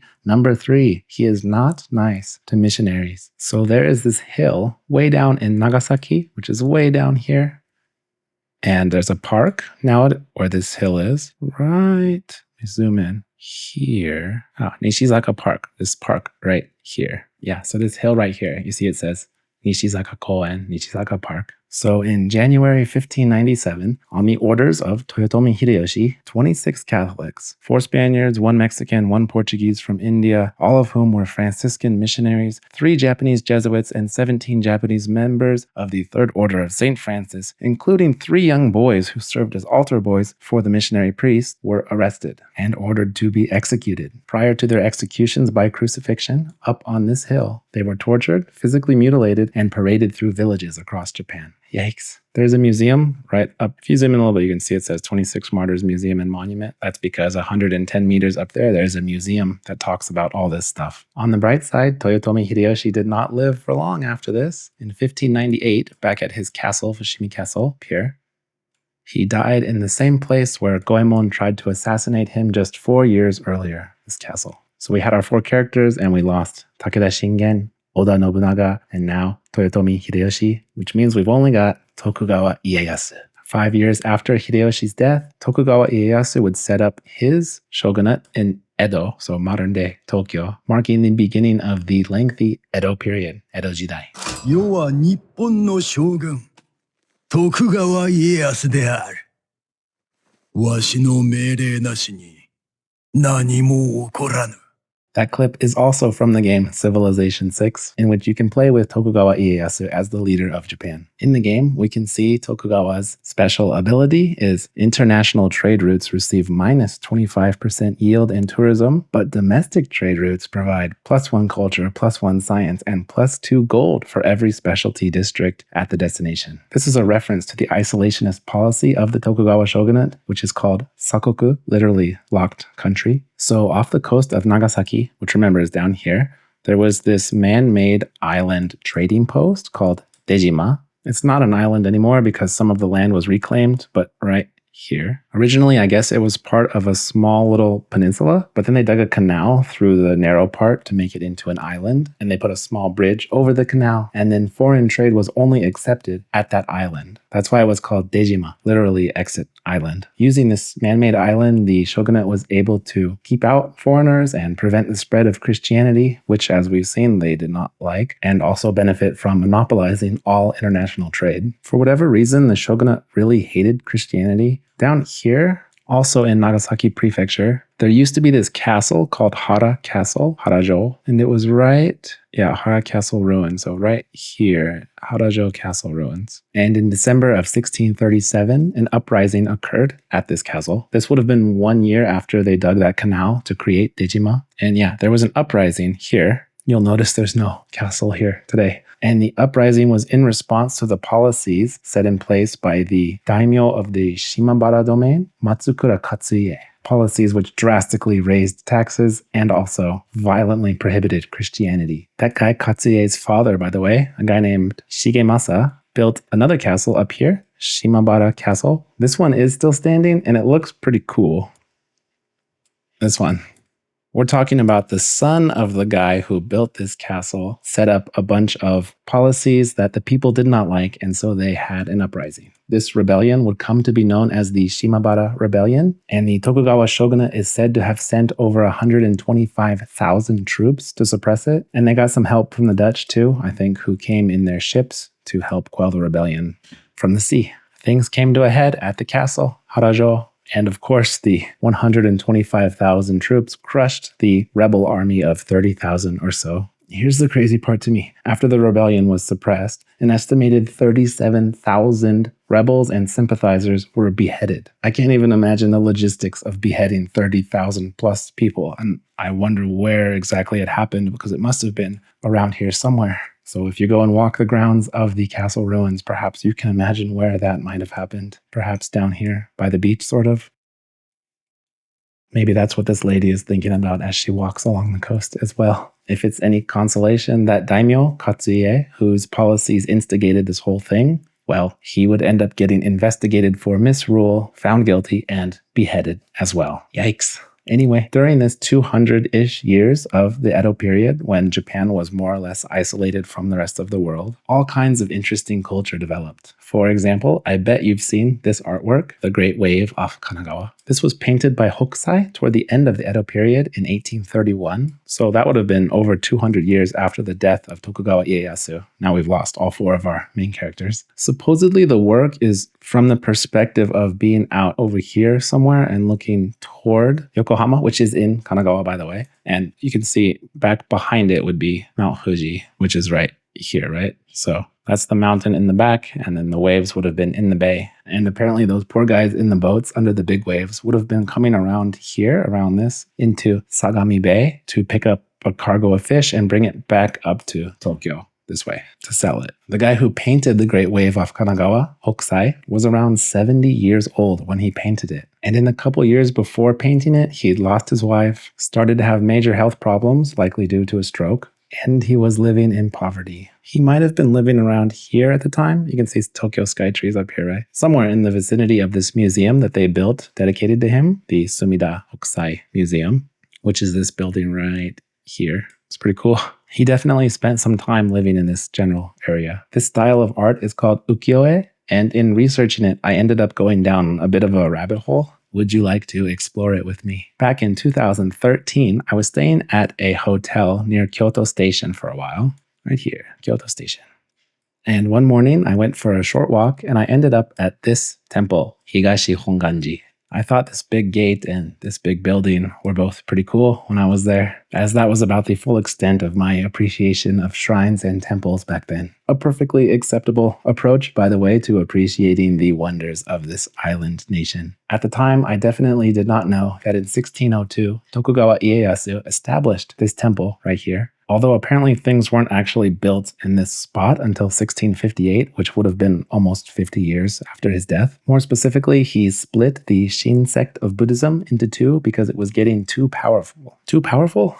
I think I've had the wrong idea of what it means historically to be a Buddhist monk in Japan. We talked about all that drama up at Mount Hiei with the monks at Enryakuji Temple versus Ashikaga Yoshinori, and then we also talked about those monks who were shooting bows and arrows with ridiculous strength down here at Uji Bridge during that battle. And well, if you go down to Osaka, you can see Osaka Castle right here, Osaka Castle. There it is. This castle was originally built by our not friend, Toyotomi Hideyoshi, who wanted it to be the most impenetrable fortress of all time. It was finished in 1597, so just a year before he died. But before that, this was the site of Ishiyama Honganji, a temple which Wikipedia calls the primary fortress of the Ikko Ikki, leagues of warrior priests and commoners who opposed samurai rule during the Sengoku period. Good old warrior priests. Oda Nobunaga had this temple under siege for over 10 years, 1570 to 1580. That's how long it took him to beat these warrior priests. While he was at it, he did a 1571 side quest to go up here to Enryakuji and destroy those monks and slaughter a bunch of them. But yeah, it took 10 years to get these guys down at modern-day Osaka Castle, which back then was a temple. Man, looking at Google Maps and seeing stuff like pine tree on the branch of which Priest Renyo put his clothes, I see something like that and I really want to just go research that and talk about it, but this video is already getting very long. Let's not get distracted. There is a thread here and it all leads back to that 70-year-old guy painting beautiful paintings. So not too long after losing this 10-year siege, these Buddhist guys get too powerful in the eyes of Tokugawa Ieyasu, and he has to split them into two separate sects, east and west. And then 400 years after that, I'm over here in Kyoto wandering around their east temple, oblivious to all of this stuff right here. Sometime in the early-ish years of Higashi Honganji, maybe around 1630-ish, I couldn't find an exact date, a monk defects from this temple. His younger brother, Asai Ryoi, helped him defect, and consequently he gets expelled from the Buddhist sect also. So he returns to a secular life and goes wandering off in the country. Then in the 1660s, when he's around 50 years old or so, he writes a novel called Tales of the Floating World, Ukiyo Monogatari. The hero of the piece, Ukiyo-bo, is a Buddhist priest who learns from a life of debauchery, gambling, and general pleasure-seeking. And then later on, this becomes the basis for him to gain enlightenment under the guidance of some elders. In the story, the seriousness of the samurai class is satirized, and then the liveliness of the townsmen is lauded. Listen to this quote from the novel. Living only for the moment, savoring the moon, the snow, the cherry blossoms, and the maple leaves, singing songs, drinking sake, and diverting oneself just in floating, unconcerned by the prospect of imminent poverty, buoyant and carefree, like a gourd carried along the river current. This is what we call ukiyo. Basically, after 1,000 years or whatever, the Edo period saw the common man start to have a little bit of money and a little bit of power too. Not just nobles and samurai playing Game of Thrones. And well, over the 200-year-ish Edo period, this new class of merchants and craftsmen and workers, now having a bit more money, started to decorate their houses with stuff like printed or painted ukiyo-e works. That's not all they bought, though. There were also some bustling red light districts that popped up as a result of this. And back in the Edo period, the main red light district would have been over here in Nihonbashi. So Nihonbashi, literally Japan Bridge, is an area and a train station, and it's also an actual bridge. So here it says Nihonbashi Bridge, which, since bashi means bridge, is Japan Bridge. And it's a stone bridge now, right here. But when it was first built in 1603, the same year that Tokugawa Ieyasu became shogun, it was a wooden bridge, and the area around it was a fish market. The bridge also served as the starting point of the Tokaido, literally East Sea Road, which was a very important road connecting Tokyo and Kyoto. If you're visiting Japan as a tourist, there's a pretty good chance that you'll start at either Tokyo Station or Shinagawa Station, and you will find yourself getting on a Shinkansen down to Kyoto. And you'll notice that your Shinkansen, if you want to go the fastest way, will go just right here, which is the same path as the Tokaido Road, as they call it in English. So Tokugawa Ieyasu might have the Sakoku, locked country leader ability in Civ 6, but it was really the 1630s, by which time he was long dead, when Japan started locking out all the foreigners. That's why in 1613, an Englishman named John Saris, I wish we had a picture of him, but we don't, but he was able to land here in Hirado, in Nagasaki Prefecture. I was going to guess that he landed at the Dutch trading post, which is right here, but apparently that wasn't built until 1639. So here's the bay and here's our Dutch trading post. But yeah, that wasn't built until 1639. So also John Saris wasn't Dutch. But in any case, he landed somewhere around this area. And at some point during his trip, he traveled the Tokaido Road. Something that's really funny to me, he has diaries of his travels through Japan, and he talks about eating an abundance of cheese, but actually they were eating tofu. But yeah, I wonder what it would have been like to travel this road 400 years ago, like John Saris did. While wondering that together, we can look at the works of the 19th century ukiyo-e artist, Hiroshige, who painted a scene of each of the 53 nightly stops along the Tokaido. I mean, that was 200-ish years after our guy John Saris traveled this road, but hey, maybe it still looked a little bit something like this. So we start at Nihonbashi, and then a little further south we have Shinagawa, which is one of the places where you can board the Tokaido Shinkansen line, the bullet train line. And then a little further south we have Kawasaki, which is right here. This mall right here, Razona, my kids love the arcade area they have there because there's a cool little play area for kids. Now let's skip a few stations and go all the way down to Shizuoka, which is this area right here. And if I zoom in right here, we have, see it says Shinkanbara. So Kanbara was one of these stations on the Tokaido. Or maybe we could look at Ejiri, which would have been a little bit further down here. Hey look, Chibi Maruko-chan land. I didn't know that even existed. Good anime to watch if you want to study Japanese. But yeah, right here. Only now it looks like this. See, it says Ejirijuku. This is how it looks today. A little different, right? The reason I'm looking at these different Shizuoka stations is I'm trying to guess which one it was that John Saris was arriving at when he wrote the following. Although their passage was safe, Saris was disturbed by the crucified remains of criminals which lined the road at the approach of each town. At Shizuoka, they saw severed human heads upon a scaffold and many crucifixes with dead corpses of those which had been executed remaining still upon them. Remains littered the road and caused them what Saris called a most unsavory passage. Lovely. At the end of his trip, Saris took home this samurai armor back to England, where he gave it to King James I, and now it's sitting in a museum in London. Now, you know what else was over by Nihonbashi, where the Tokaido started? So right around here.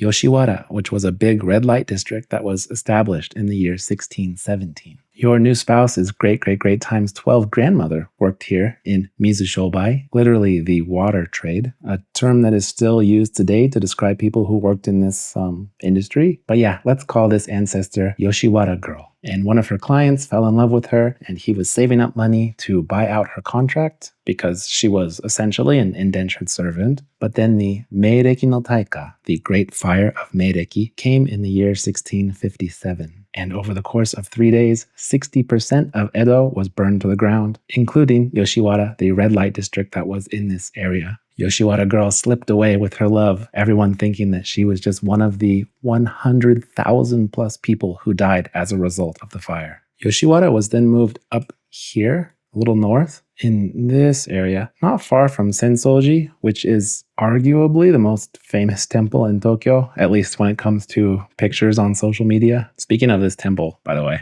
according to legend, a statue of the Bodhisattva Kannon was found in this river, Sumidagawa, the Sumida River. What happens if I just drop our guy right on the river? He's on a boat. Okay.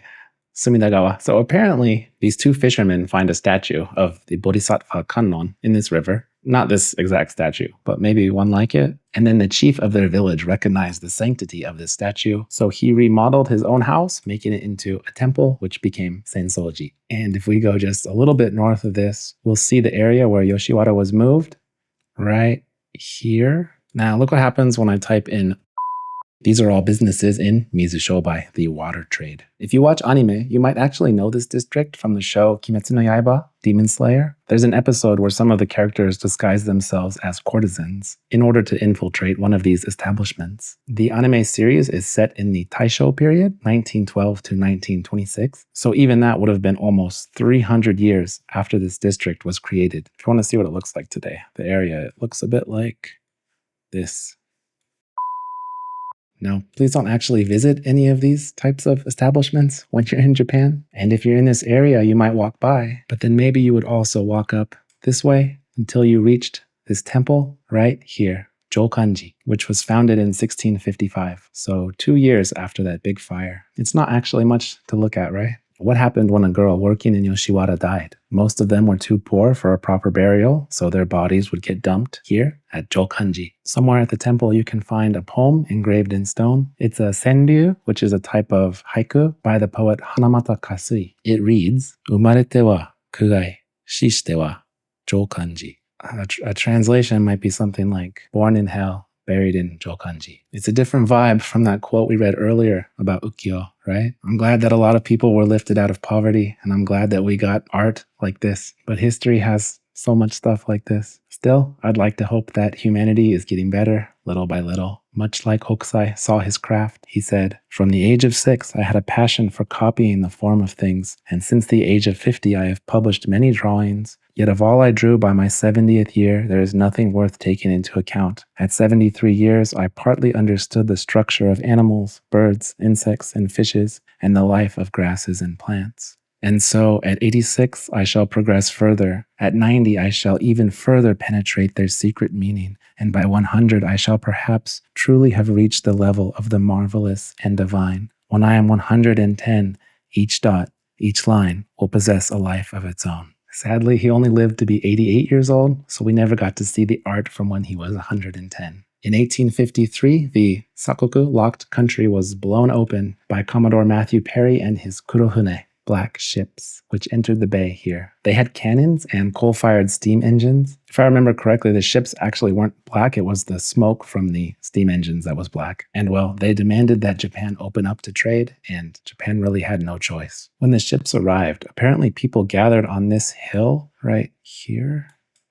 Yeah, if we zoom in, it says, Black Ship Viewing Hill, right? People gathered here trying to get a view of the strange and frightening ships in the bay. I think they would have been looking out in this direction. There's so many buildings and things, I can't see the water. But apparently a lot of people gathered on this hill, and some people started selling tango and tea and stuff, and it turned into kind of a little party. That's how it sounds to me. Now there's a park here, and apparently there's an old streetcar on display if you go into the park. As a result of all this, Japan ended up signing a peace treaty with the US in 1854, and they signed it up here, right by Yokohama Chukagai, Yokohama Chinatown, which I think is one of the biggest Chinatowns in Asia. Lots of all-you-can-eat Chinese food there.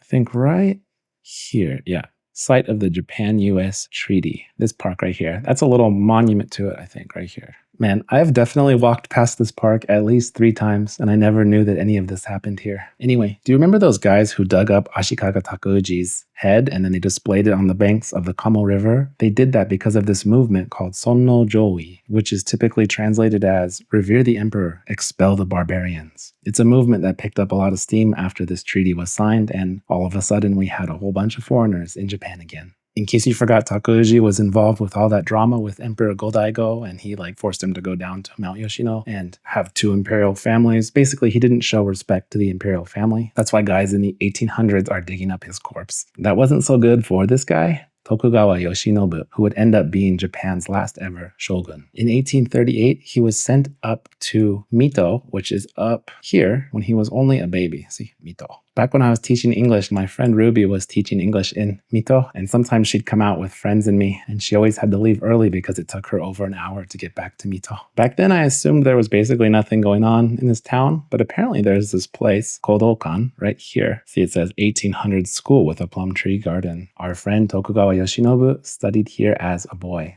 This place here. Later, in 1866, he would end up becoming the shogun. That's just a year after the US Civil War, by the way. He picked a bad time to become shogun, with all these people wanting him dead and the emperor back in power. As a result, he only lasted for 2 years. But don't worry, they didn't kill him or anything, although for much of his life he was apparently paranoid about assassins. Actually, my favorite thing about Tokugawa Yoshinobu is that his hobbies included kyudo, so Japanese archery, cycling, and photography. So the shogun of Japan liked to ride his bike and take pictures. Seems weird to me. Anyway, the first time my mom visited Japan, I took her to Kyoto, and her favorite place was Nijo Castle, this place right here. It's a pretty cool castle, although as far as I can tell, not all that much happened there. The castle was ordered to be built by Tokugawa Ieyasu in 1601, which was just 2 years before the Tokugawa shogunate was established. The Tokugawa clan was based out of Edo, i.e. Tokyo, but when they came to Kyoto, this was their residence, Nijojo. And apparently it was on the grounds of Nijojo, here at Ninomaru Palace, where Tokugawa Yoshinobu tendered his resignation to the emperor on November 9th, 1867. And since then, no shogun has ruled Japan. He was forced to resign in part because of these guys, who were samurai of the Satsuma clan. They were members of the Sacho alliance, which fought for the imperial side during the war in which the shogunate fell. This guy, Sakamoto Ryoma, was instrumental in organizing the alliance. If we go down here to the island of Shikoku, which I really want to visit, and we zoom into this place in Kochi Prefecture called Katsurahama Beach, Katsurahama, there is a famous statue of Sakamoto Ryoma. See right here. Right there. The statue's here because he was born in Kochiken, this prefecture. Apparently a group of youths raised funds to erect the statue in 1928. If Sakamoto had still been alive at the time, he would have been 93 years old. Unfortunately, he didn't get even close to that. Back in Kyoto, just 1 month after Tokugawa Yoshinobu resigned, he was assassinated. It happened right here. This one was hard for me to find.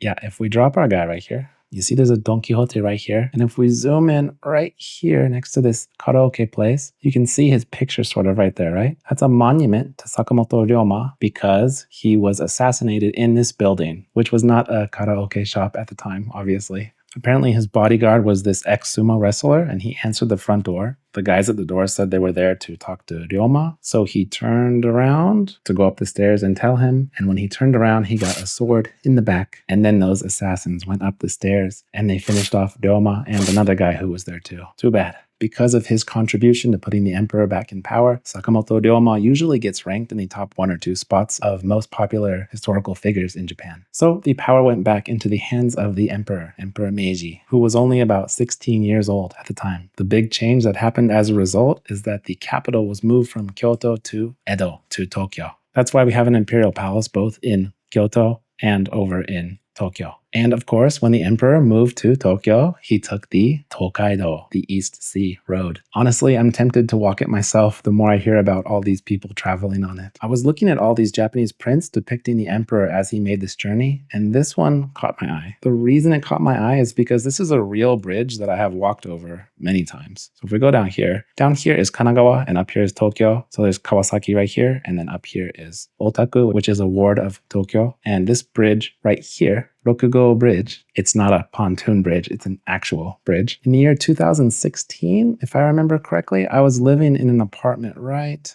here. Yeah, this building, I think, right next to this junior high school over here. Because I lived there, I was walking around this area all the time, and I crossed this bridge so many times, not knowing that Emperor Meiji crossed it on a pontoon bridge a couple hundred years before me. When I crossed that bridge, I would look down at this shrine right here, which apparently was somewhat near a ferry crossing. The shrine's right here, but the map doesn't go that far. But apparently there was a ferry crossing somewhere near here because, regular people don't get a pontoon bridge. They got to take the ferry if they want to go to Kanagawa, or if they're traveling the Tokaido from Tokyo down toward Kyoto. By the way, it's wild to me that we start having actual photos of people during this time. It's in large part thanks to the guy who took this iconic picture. This and many other pictures you'll see from this time period were taken by a guy named Felice Beato, hopefully I'm pronouncing that right, who was born in Venice in the year 1832. So he was 5 years older than Tokugawa Yoshinobu. Just look at some of the pictures he took during the 1860s, many of which were in places that we've talked about. View of the Tokaido Road,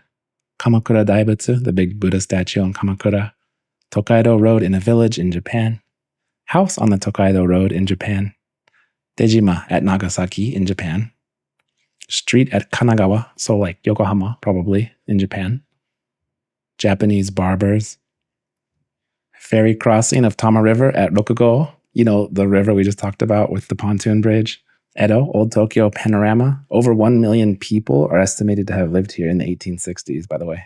Koboto Santoro, a Japanese military commander. And finally, here's a photo of Beato that was taken in Japan. He's the guy on the ground in front. The guy to his right is Saigo Judo, who, looking at this picture, was maybe his friend. Apparently, you can go visit this guy's house, or the place that used to be, I guess, in Tokyo. If you go over here, and we zoom in at this little park right there, it says Old Saigo Judo's house in there. I wonder if our guy Felice ever visited. This is crazy to me because I walked by this area so many times. I really love this bookstore over here, by the way, this Tsutaya in Daikanyama. Let me see if I can drop my guy right into the middle of this. It's this bookstore divided into two buildings with this nice little garden and cafes right here. But the reason I used to walk around here so much is that on Wednesday nights, I used to teach English at a school that was right here.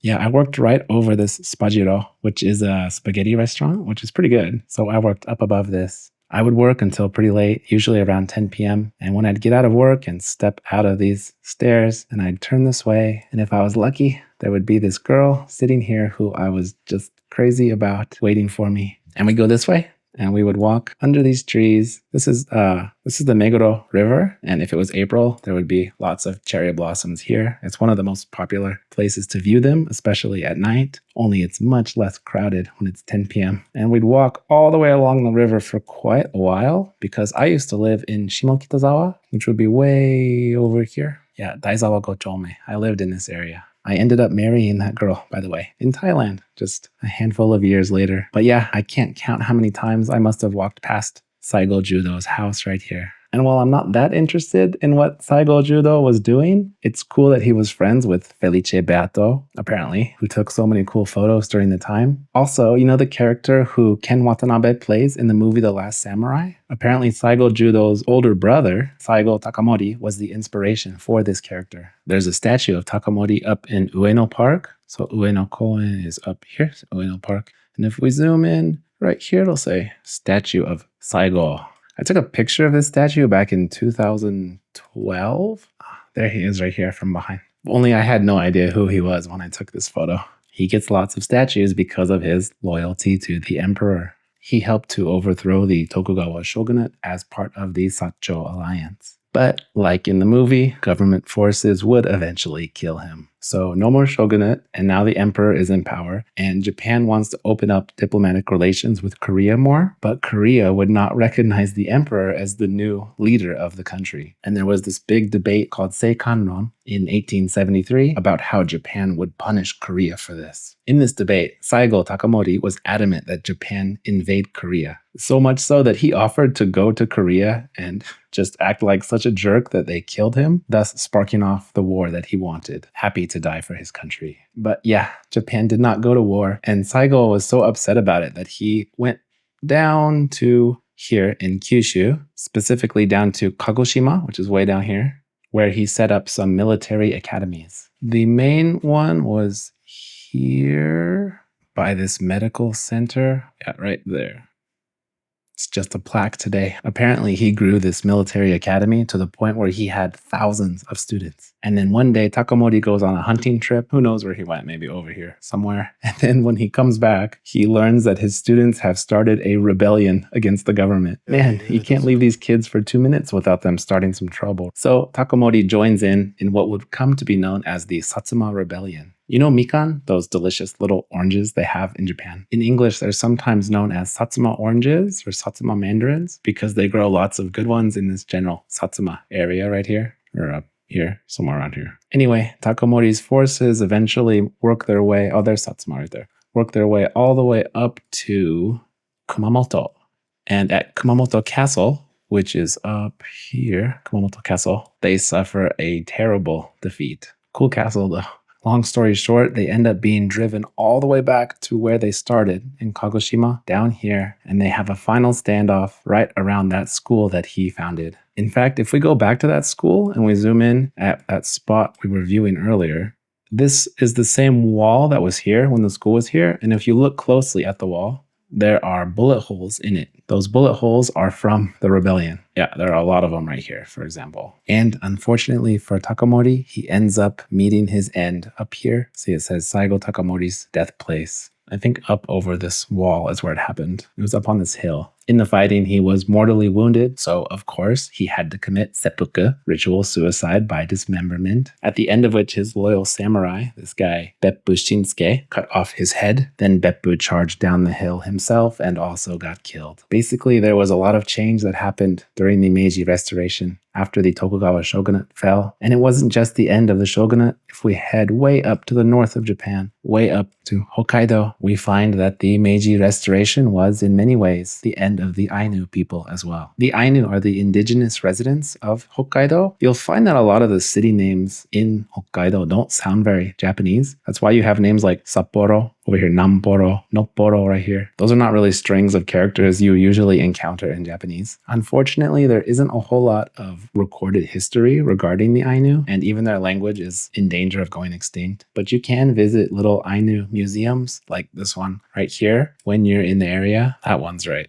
here, next to a nice little riverside onsen, hot spring. Remember the so-called hairy people, the Emishi? If you recall, we had Aterui and all those guys. That was around this area over here. Well, it's possible that the Emishi and the Ainu were related. Both groups do appear to have had some nice beards. But yeah, you could go to that museum I just showed you, and after you could go to this hot spring, and you could look out over this river right here. Toyohira River. In my mind, I think of the Ainu people as the people of the rivers or of water, just because water seemed super important to their culture from everything I've read. Like this river right here, this is actually, while this is called the Toyohira River, the Ainu name for it was just, I don't know how to pronounce this properly, but like Sapporo Pet or Piet, I'm not sure how they say it, which just means Sapporo River. And this is the river that cuts right through the middle of Sapporo. So if you follow it, it goes right here, right through here. The first time I ever visited Sapporo, I was staying at a hotel really close to Nakajima Koen, this park right here. I actually used to live in an apartment like right over here somewhere. And for whatever reason, I woke up at 4 a.m. and I just started walking along this river before the sun came up, taking lots of these photos as I went. I ended up walking for hours and hours along this.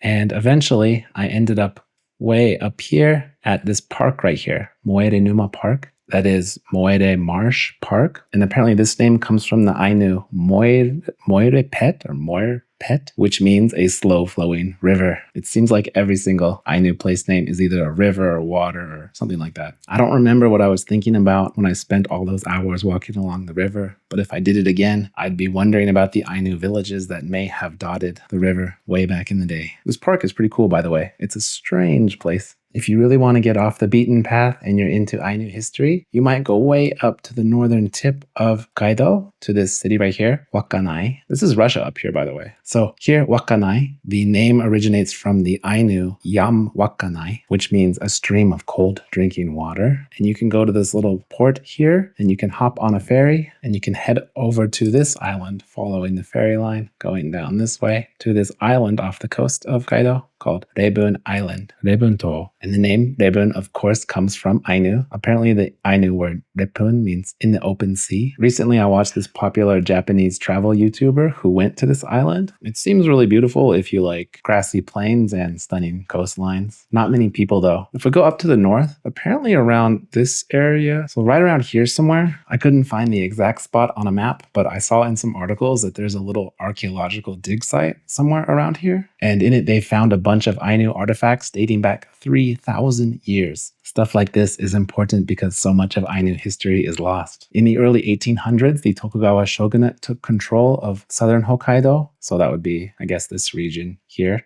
And during this period, Ainu women were separated from their husbands and subject to either rape or forcibly married to Japanese men. Stuff like that, along with the impact of smallpox, caused the Ainu population to drop from about 80,000 in the 18th century way down to around 15,000 by 1868. Then the Meiji government would ban them from using their language or practicing their religion, which included stuff like animal sacrifice and tattooing. And to top it off, they distributed their land to Japanese settlers. Although it's amazing that we have enough historical records for me to make a video like this one about Japan, when I think about this kind of thing, I just can't imagine how much was lost and how much we're missing. And I think that's the note on which I'll end this video, because this video itself is missing so many things. Every time I go to edit my notes that I made in preparing for this video, I realize some other things that we've not talked about. I mean, we didn't even discuss at all the islands of Okinawa down here, which have their own unique and interesting history. But I'll never publish this video if I don't just accept that we're going to miss a lot of very interesting things that happened and specific places where they happened. Also, I'm leaving out all the stuff that happens after Meiji Restoration, after Japan rejoins the rest of the world, so to speak. Maybe in a future video, we'll just do that stuff. Thank you so much for spending this time with me. In the description of the video, I'll put a link to a custom Google map that has all the places we talked about. Note that I'm not necessarily recommending that you visit all these places. I just included them to tell one very concise history of Japan, and I hope you can use it as the basis for designing your own historical tour of the country. Finally, if you do want to learn Japanese, please do check out Native Shark. I think we're doing the best job in the world when it comes to teaching the Japanese language. We've now had students who started at 0 and they went up one concept at a time until they were watching shows in Japanese, making friends in Japanese, and even getting jobs and romantic relationships using the language. If you come in our free Discord, you can meet people who do use it, who used to use it, and who don't use it. And you can also meet lots of other people who are planning trips around Japan. So please come talk to us. Thank you again for watching. Thank you for your time.